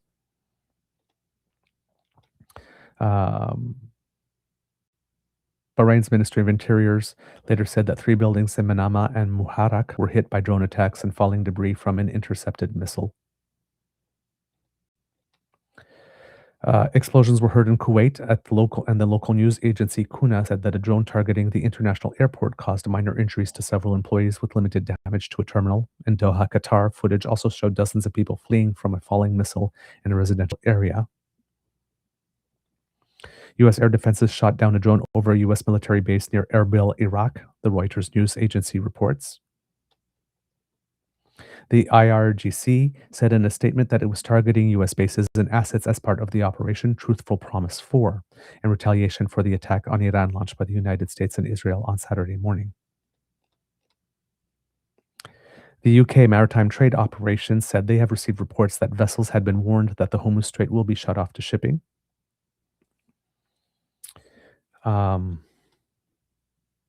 In Israel, sirens have been activated across the country throughout the weekend, with its military saying numerous rounds of missiles had been launched at it by Iran and that its air force is working to intercept them. In neighboring Jordan, the armed forces said that they had shot down two ballistic missiles targeting its territories, authorities saying that there have been no casualties. Um, and this morning we woke to find out that the Iranian backed militia group in Lebanon, Hezbollah, has also started up activity again. Um, as of 2 a.m. this morning, 31 people have been killed there as a result. There have also been demonstrators supportive of the Iranian government in Pakistan who attempted to storm the U.S. consulate in the north of the country. UN and other government offices were attacked. At least 22 demonstrators there have been killed. That most recent count that I've been able to pick up, 3 U.S. military members have died in Kuwait and 5 others have been injured. Again, with Trump pretty much signaling that there will be more. So yeah, that's what I've got for you with what's going on in Iran today. The Prime Minister's statement with regard to what's happening in the Middle East happened while he was in India trying to negotiate trade there. And India started this out by saying that making a statement such that whatever it is that Canada has, it wants, which is a refreshing change from a nation that says, nearby nation that shall remain nameless at the moment, that says Canada doesn't have anything we need. According to the CBC, John Paul Tasker, Prime Minister Mark Carney and his Indian counterpart announced Monday what they're calling a new partnership, a series of multi-million-dollar deals, and a commitment to sign a free trade agreement by year's end, as the two look to turn the page on years of frosty bilateral relations marked by allegations of Indian foreign interference. In a statement to reporters after a one-on-one meeting with Indian Prime Minister Narendra Modi and the colonial area Hyderabad House in Delhi's diplomatic corps, Carney said Canada is going all in on diversifying trade. What's been agreed to after these leaders' talks is designed to more than double a two-way trade to some $70 billion a year by 2030, he said, as Canada continues to push to reduce its dependence on the US. Carney framed this new course as not just a return to how things were, but rather an ambitious revisioning of what the two Commonwealth countries can do together in an uncertain era marked by instability. At the center of this more robust relationship will be a comprehensive economic partnership agreement, a free trade deal, that Carney said the two sides hope to sign by December, which will offer Canada exports relief from Indian tariffs that are quite high on some goods. Quote, this is not merely the renewal of a relationship, it is the expansion of a valued partnership with new ambition, focus, and foresight. A partnership between two confident countries charting our course for the future, Carney said alongside Modi as the two delivered statements. Modi, who is notoriously media shy, has taken part in only a handful of press conferences, none of them solo, over the past 15 years or so, did not take questions about what amounts to a huge foreign policy shift for both countries. No questions were taken at all there. So again, as far as we know, other than that statement the Prime Minister has made, and a couple of speeches he has given in India, the Prime Minister himself has made no statements to the media about what is going on in Iran. Minister of Foreign Affairs has, and I will have to listen to the entire press conference. I have not done that yet, Anita Anand. But it seems that, again, there's a focus on peace and the people of Iran being able to decide what their future would be and not have it decided for them by the IRGC. But yes, it there's not much coming here, which I'm fine with. I'm fine with us taking a breath and taking a beat to see how things develop before we say more. It's probably the wisest thing to do at the moment. Reading prepared remarks, Modi was effusive in his praise of Carney, noting his leadership at two central banks and saying the only reason the two countries are on a better footing is because of his leadership. Quote, I credit my friend Prime Minister Carney for the growing momentum in every area of cooperation, Modi said in Hindi. This vision inspires us to move forward in every field, unlocking the full potential of economic cooperation is our priority. Some Indian diplomats were dramatically expelled from Canada after former Prime Minister Justin Trudeau accused Indian agents of involvement in the murder of Canadian Sikh activist Hardeep Singh Nijjar, who was a supporter of an independent Khalistani state. The RCMP subsequently alleged India was behind incidents of extortion and violence on Canadian soil. But with Carney at the helm, the relationship has become friendlier with much more diplomatic dialogue, with even more to come after the Prime Minister involved Modi to visit Canada sometime soon. And if you remember, Modi was also invited to the G20 summit in Kananaskis. And we have a little bit more on that after this article. According to the Prime Minister's office, there's been more engagement between Canadian and Indian governments this year than there has been in any year of the past 2 decades.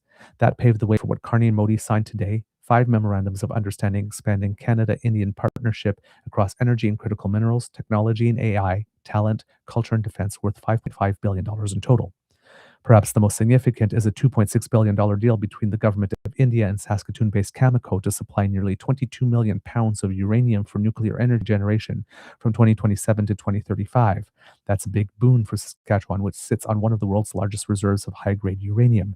It is also, kids and cubs, if ever the United States decides to wake up and stop punching itself repeatedly in the dick, a situation in which should the United States needs Canadian uranium, well, that 22 pounds is already spoken for, and they will have tough luck in getting us to change our minds. And when it comes to a deal with India, to have that go that way, then go their way. And that could be the situation that will be emerging over the next while for many other critical minerals and fertilizers and oil and gas and forms of energy and all the other things that the United States claims that we have, but it does not need. The other deals, some of which were previously announced by the companies involved, are smaller in scale. Mumbai-based OCT Therapies and Research will manufacture more medicines in New Brunswick. HCL Technologies, a major Indian IT firm, will open new AI centers in Calgary and Mississauga, Ontario, and expand an existing one in Vancouver, increasing employment from about 3,000 to 5,250. Jubilant Pharmanova, an Indian pharmaceuticals firm, will spend 155 million to triple production production at a sterile injectables plant in Kirkland, Quebec. BC-based coal producer Elk Valley Resources will sell 1.2 million tons of coal to India worth hundreds of millions of dollars. Saskatchewan separately announced that it has created, quote, a joint pulse protein center of excellence with India. These farm products have been at the center of past dispute because India slapped huge tariffs on Canadian peas and lentils. The press release announcing this new center mentioned nothing about possible tariff relief for these agri-food imports.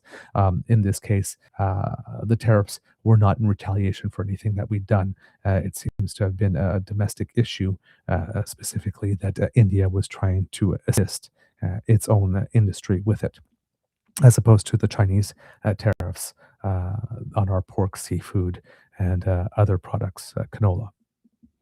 There's also Canadian investment in India. McCain Foods will spend $135 million to expand its potato processing plant in Gujarat, among other details. Quote, these agreements are the beginning of a prosperous new relationship that will offer generational opportunities to workers and businesses in both of our nations, Carney said. And as questions continue to swirl around India's alleged involvement in harassing Canadian Sikhs, the PMO said both Carney and Modi have, quote, agreed to advance bilateral cooperation on security and law enforcement. Those efforts will focus on curbing the flow of illegal drugs, notably fentanyl precursors, and cracking down on transnational organized crime networks. Quote, Prime Minister Carney also underscored that Canada will continue to take measures to combat transnational repression, according to a backgrounder on the Modi meeting shared with reporters. Another person, analyst, is stated here that because there's a lot of concern that maybe we are getting too close to India too fast without having many guarantees about what's been going on, particularly since the High Commissioner to Canada from India seems to still not recognize at all in any way, shape, or form that India had any involvement whatsoever, even though on February 13th in the United States, a case very similar to ours had someone pleading guilty to that which India is denying happened on our soil. And the High Commissioner of Canada still claiming that there is no proof.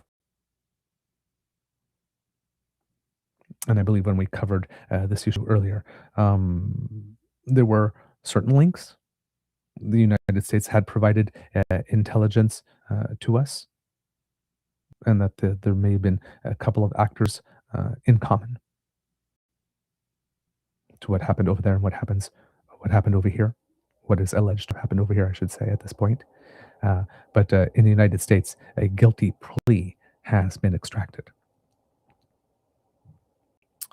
There was a government official that told reporters before the trip that Ottawa believes Indian foreign interference activity has stopped. Carney was due to face questions about that assessment Monday, but canceled a planned news conference with reporters traveling with him on this 10-day trip to the Indo-Pacific. Foreign Affairs Minister Anand was sent out in his place amid outrage from some in the Sikh community that the government would say interference in Canada is over. Anand distanced herself from those comments. It has raised questions about the advice that the Prime Minister may be getting from that official who was not named, and that was a condition of them being able to speak off the record and make that claim. Quote, "The words of the senior official are not words that I personally would use," Anand said. And yet she defended bolstering relations with the country accused of this activity. Quote, "We need to engage, we need to have these diplomatic conversations in order to make progress," she said. There was an analyst that was stating that if we are going to have such a comprehensive agreement, particularly with things such as uranium, that could be something that would lead India to keep itself a little more in check with regard to activities of transnational repression, because there is now a lot more for them to lose. But it is true that a lot of people are finding it very interesting that an incident that caused us to expel diplomats, which is something that is relatively rare and takes a pretty big threshold to cross in order to do. Again, maybe Kit Bucky can speak more to that in the chat. That things seem to be fine now. So this is another thing, such as the statement on Iran, that a lot of people in the political sphere in Canada are claiming could be some of the first major missteps of Mark Carney's prime ministership. Time will tell. But yes, the other side of the argument would be is that this level of increased trade might indeed come with some action or important actions on the part of India to curb that type of activity on our soil, because it does indeed have a lot more to lose now if that were to continue. We'll see. All we can do is see when it comes to that.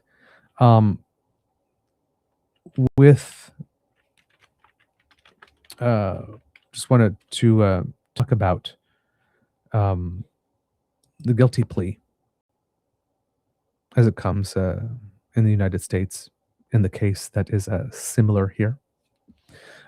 This was Friday, February 13th, and it was by the United States Attorney Office of the Southern District of New York.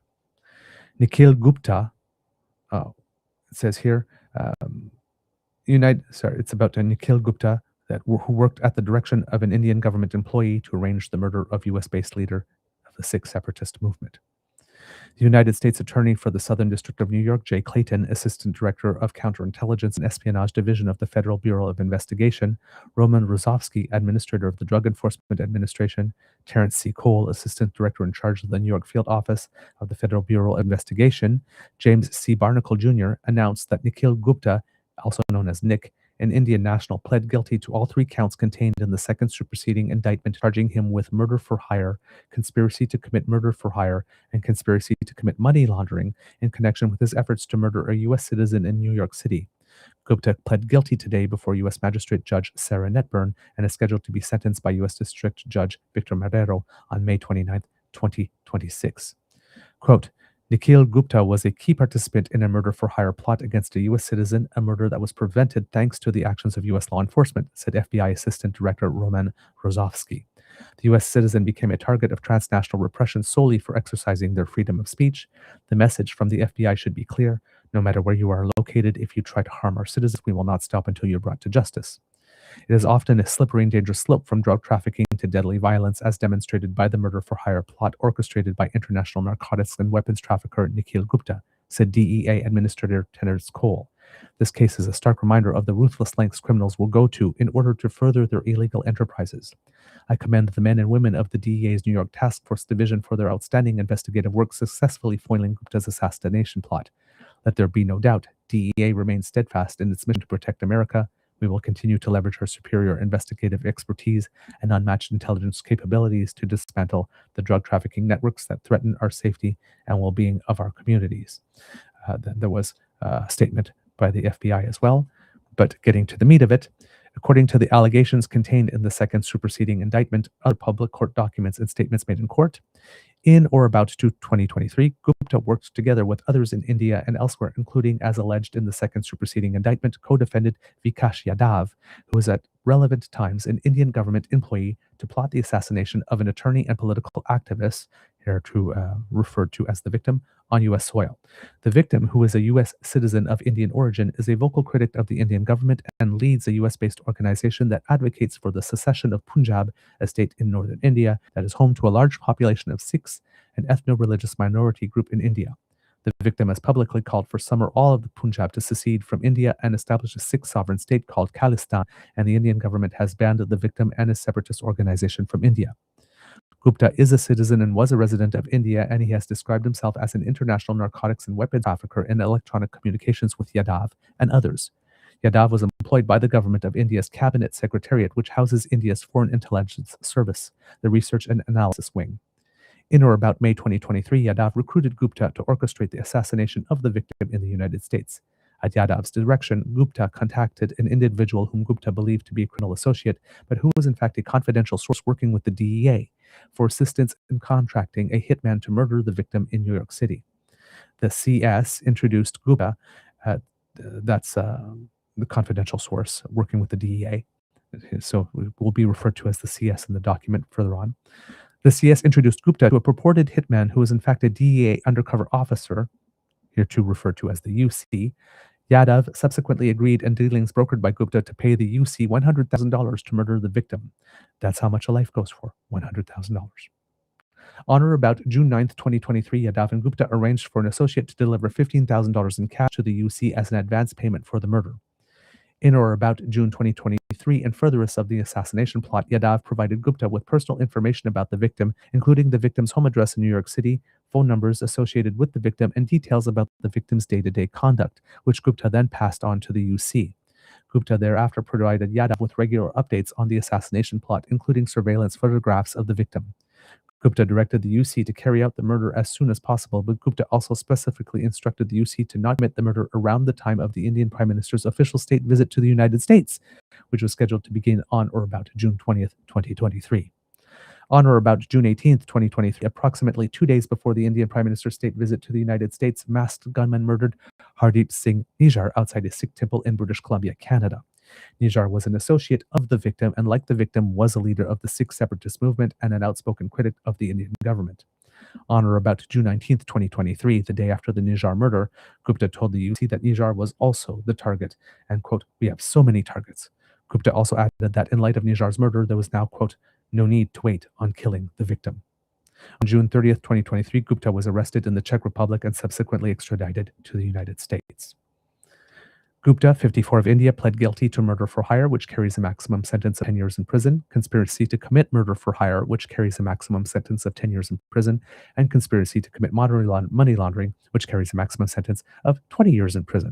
Interesting that money laundering has a maximum sentence that is longer than murder for hire. Again, the value of a life and how much we value money over life. Pretty much really relevant in that statement there.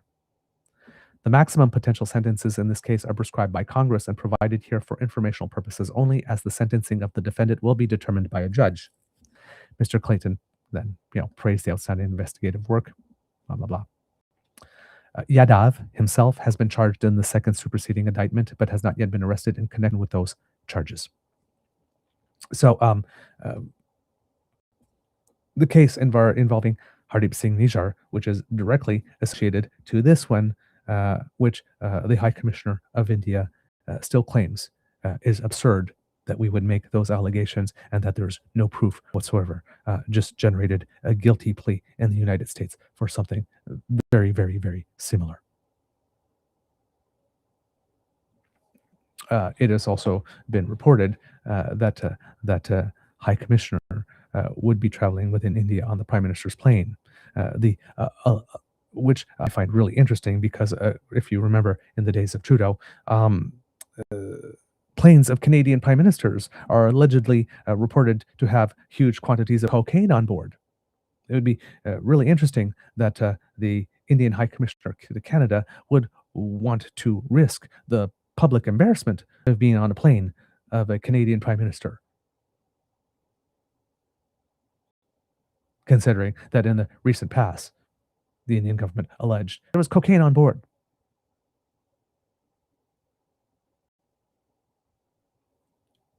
Yeah.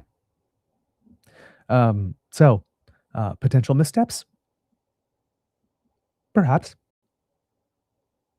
We'll see. Um,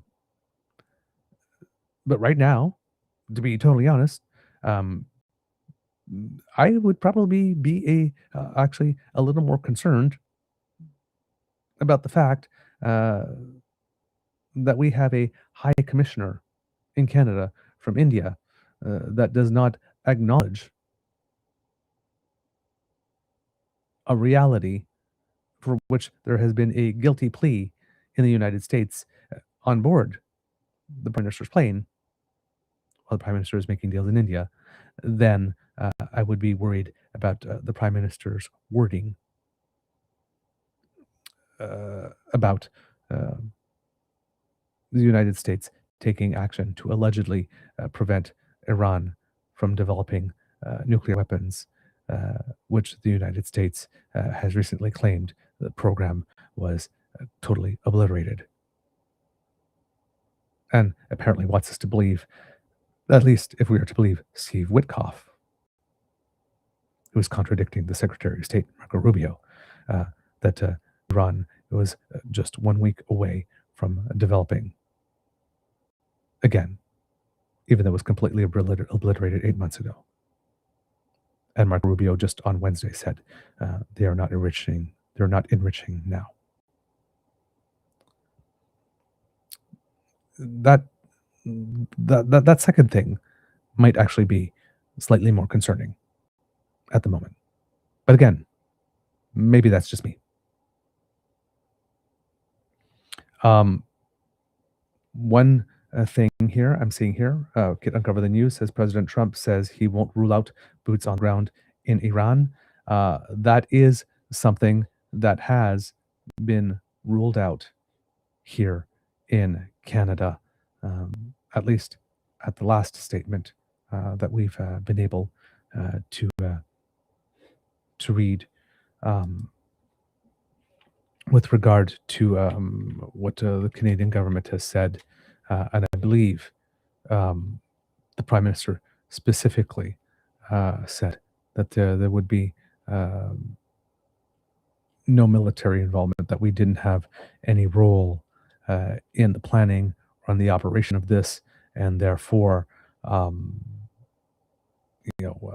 we will not be offering any military support. So, as far as we know, there is just that statement that seems to be indicating, if we take the words specifically, verbal support for action to ensure that Iran does not acquire a nuclear weapon and nothing else. But yeah, again, we will see, because things are developing rather quickly. All right, kids and cubs, and that's the end of this episode of the Daily Beaver Morning Show. We hope that you love listening to us, because we love making this for you. Remember, sharing is caring and word of mouth is priceless. So please tell your peeps and poops all about us, especially if you are a little bit of yourself, why it is our content resonates with you when you do so, because that is advertising that we cannot buy It is priceless. And we thank you for doing so and spreading the word about our show. If you would like to help us in other ways, kids and cubs, uh, please, if you have not yet already, go to our YouTube page, scan this QR code to do that, and click on subscribe in particular, but also like, share, and subscribe because that helps us with the algorithm. And the more subscribers we have, the more likes we have, the easier it is for people to find us and to be able to get this type of content. Of course, when you share the links to the show and all that kind of stuff, that also helps. But this is another way you can help with that. And we thank you for all of your support on that front. If you believe that the work that we do is worth your financial support and you would like to offer us an expression, enthusiastic expression of encouragement to keep on going, we would definitely appreciate that. Once again, kids and cubs, we ask you, despite all the stuff that has happened in Mexico, we do not need money for that. I do not personally need money for that. We are okay. We are good. Thank you. But if for the work we do specifically, that is something that you would like to be support, we would be very, very, very happy to take your money. In that case, we would consider a compliment that you would be willing to part with it because you already give us the time, the gifts of your time and your attention. But if you would like to help us in other ways, especially now that we are back to being fully independent again and our costs for doing this have increased, we would support. We would appreciate your support, and you can do so by scanning this QR code, which will bring you to our coffee page. That is ko-fi.com/eagerbeaver, all in one word. And there you can make a contribution to the Eager Beaver Lodge Emergency Hydration Fund, where every day we fight the scourge that is dry beaver. And interestingly enough, in theme with the show, I had chai tea today, which I had not taken a sip of at all during the show as Beaver Moistener and is now cold. So I need to put that back in the microwave. Although it does taste pretty good, still cool, though, I have to say. But yes, if you would like to keep your favorite beaver or grizzly nice and moist, then please send a little humidity our way in the form of a couple of loonies or toonies in our tip jar. We thank you so very much. And if you are doing the Buy Canadian thing and do not want to pass through our coffee page because some US CE Tech Bros may get a cut of your donation, you can send a direct transfer to truenortheagerbeaver@gmail.com, which is our email address. That will be a direct Canadian bank to Canadian bank transfer, which means no tech pros get a share of your money. And it means 100% of your donation comes to us, which is also a very good thing. So thank you very much for that. If you can do that, that's our preferred way of receiving a donation from you, if you can. But hey, whatever way you choose, that's good for you, most convenient for you, works for us. We also have memberships on our YouTube page, and we also have super chat donations during the course of the show. A couple of you have made some over the past few episodes, and we thank you so very much for those. Your generosity really means the word to the world to us. And yes, sorry, I'm trying to say we did say make a commitment not to say generosity after some people have told us not to do that. So yes, your enthusiastic expressions of encouragement are very much appreciated. Thank you so very much. All right. If you are not able to make a financial contribution, please don't worry, because as I mentioned, you already give us your time and your attention, and those are the gifts that are the most precious to us. And but if you can't contribute financially, please contribute by writing to our show and letting us know what you think about our show, good, bad, or ugly. If ugly, please make sure it is constructive critique. We are open to both compliments and constructive critique. We do read everything that you send us, whether you send us something by email or comment down below in the comment section on our YouTube page if you're watching there, or on our Twitter feed. at True Eager, Blue Sky, also at True Eager, our Facebook page, True North Eager Beaver. There's also the Instagram, which Kit Uncover operates for us. Thank you so much. And we also have the Damn Fam Discord if you want to keep the conversation going when the show is not on.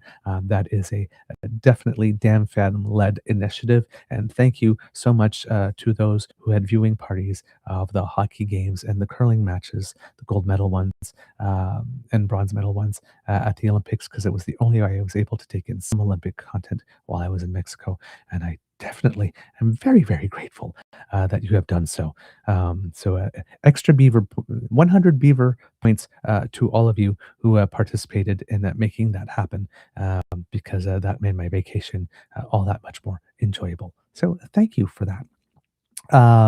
Particularly on the morning we were supposed to leave, watching the men's hockey game before we found out that cartel stuff was going on.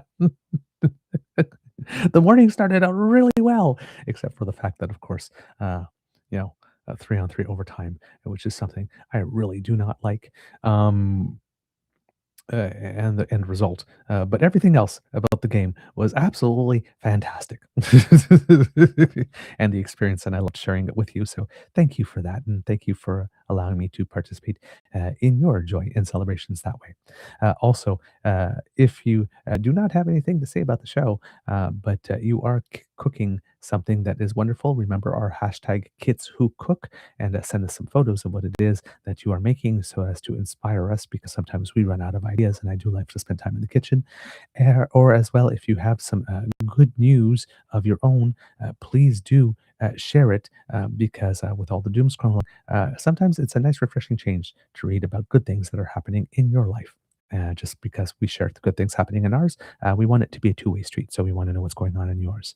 Happy, now I can say, belated birthday to Kit Mohan, because I was saying at the end of the show before it got garbled up, I didn't know if you celebrated it on the 28th or the 1st, because I know it is the 29th, and when it's not a leap year, I guess celebrating it on the 28th is too early because the 29th hasn't happened yet.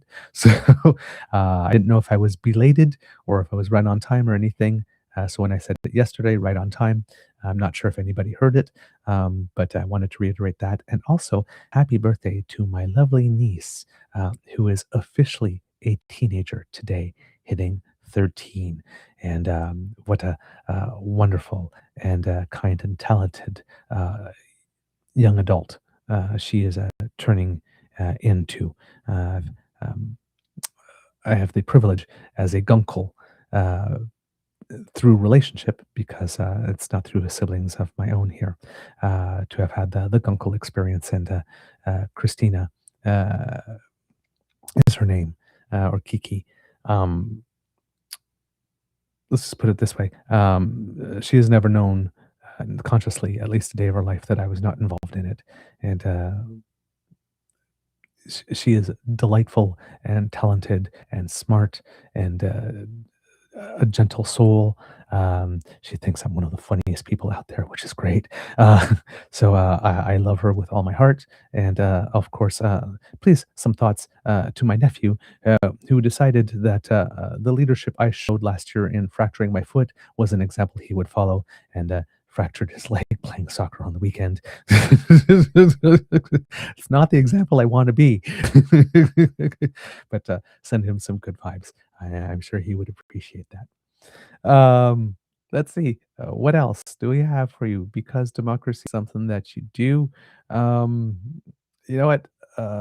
I'm just going to say there's a lot going on. So for today, I'm just going to say again, remember the advice that with all the stuff going on in Iran, um, there's a lot of people that are going to be rushing in with hot takes the first 72 hours, and particularly in this case, maybe in the first week, maybe in the first 2 weeks, depending how long this lasts, is going to have a lot of misinformation and a lot of things that are wrong. This is, if we're doing a political media literacy moment, this is prime time for people that are not necessarily of good faith and that do not necessarily respect their audiences to rush out with hot takes and interpretations on stuff um, uh, that are meant to generate likes and clicks and donations and that type of stuff.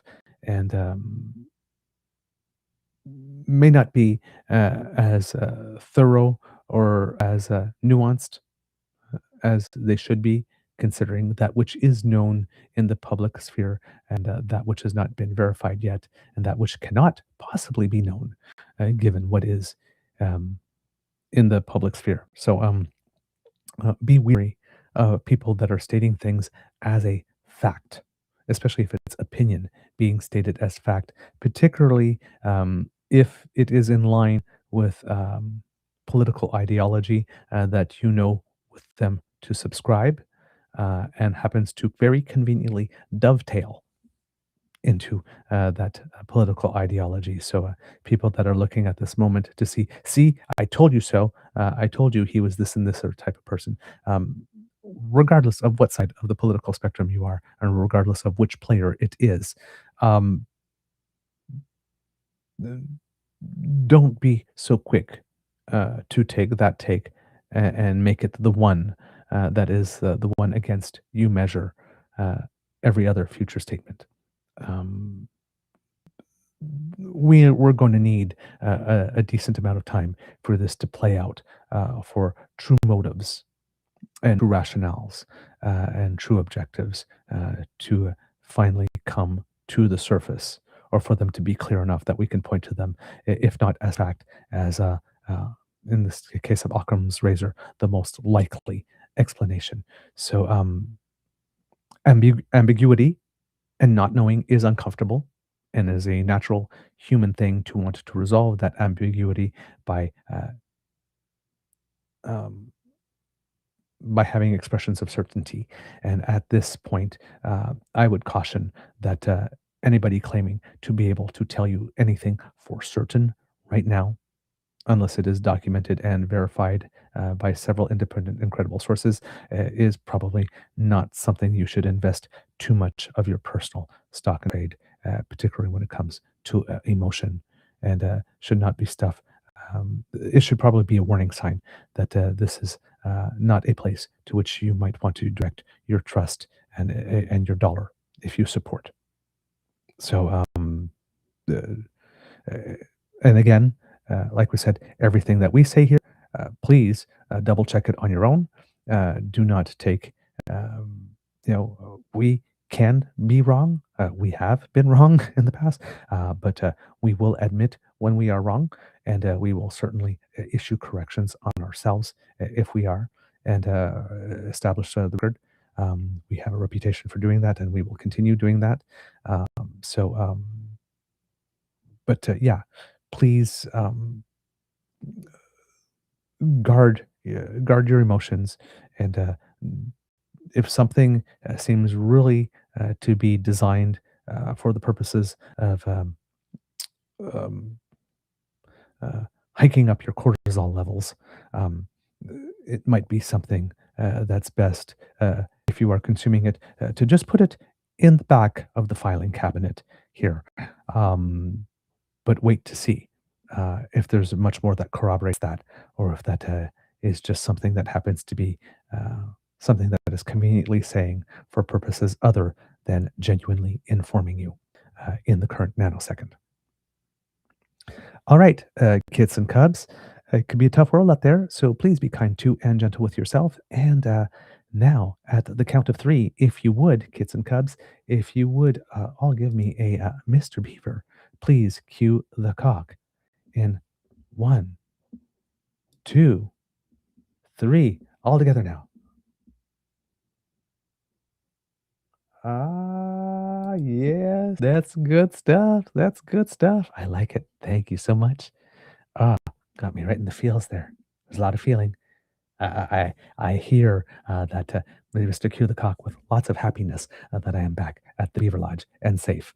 So, since you asked so nicely, and since you did it with so much feeling, how, as your loyal and most devoted queen, can I deny you? I just can't. So here's a little cock-a-doodle-doo just for you. You are listening to a True North Eager Beaver Media Incorporated podcast. The True North Eager Beaver podcasts are proudly brought to you by our founding sponsors, The Misfit Mysteries from Corvid Moon Publishing, your source for science fiction, fantasy, and cozy mysteries featuring a broad diversity of characters. CanadianTarot.com, their uniquely Canadian online eclectic tarot community. And The Peppermaster, hot pepper sauces made from farm-fresh ingredients to thrill your taste buds and expand your mind.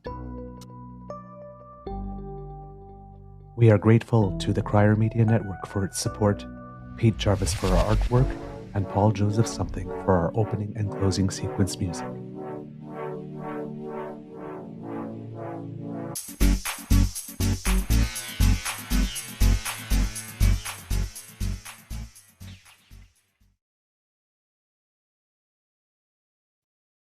Just a little, whoops, where did everybody go? There we go. Kids and cups. Just a tiny little bit of Canadians who make us proud because we have been talking about the Olympics so much that we've had a chance to not give as much attention as needed to certain other people. But in tennis, Gabriela Dabrowski, our doubles tennis ace, has reached a new career high. She is now the world's number 2 doubles player after having won with her new doubles partner, also old doubles partner because they played together before. She had linked Aaron Routliffe, Luisa Stefani of Brazil. They won their first title as a team since 2022, bringing her to a career high number 2 by winning a tournament in Dubai. And it was one of the few 1,000 level tournaments, which is a Grand Slam -1. They had a great week. They cruised past round 1, and they were the 5th seeds in the tournament, but they needed a match tiebreaker to solve each of their next 3 opponents, according to Tennis Canada. Dabrowski and Stefani managed to comfortably seal the decider against Marie Buskova and Janice Chien in round 2, but played through a 26-point tiebreaker in the quarters to defeat Juliana Olmos, also somebody that Dabrowski has once played as a doubles partner with with the singles champion Jessica Pegula, 6-2, 4-6, 14-12. Fortunately, in the third set, it was points and not games, because that would have been a very, very long match. In the semifinals, Dabrowski and Stefani met familiar foes Anna Danilina and Alexander Kunic for the 3rd time in as many events, and the Canadian-Brazilian duo served up some revenge, finally taking down the 4th seeds to reach the final.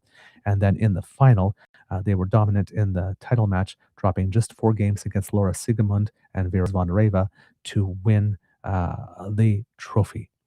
Also, Bianca, for fans of Bianca Andreescu, she is back on the WTA Tour following a solid stint on the ITF circuit. She decided to play a certain number of matches on the lower circuit to build up some confidence and get some wins under her belt. She did lose the first match there on her way back against world number 87, but through her successful tour on the ITF circuit, she is now lifted herself up outside of into the top 200 in the world, because she had dropped below that, and I believe she's at around 168th or so. There, I have to take a look. But yes, definitely doing well for herself. Oh, she had been at anyway. Oh, well, that's fine. The reason why I can't find her, I'm looking at the doubles rankings and not the singles. But yes, around 168. So it seems that she's taken a step back up onto the main tour, and we might be able to see her back in action here at some larger events. So yeah, there you go. That's what we got for you today, and we will see you tomorrow. Amour et bisous. Bye, everyone.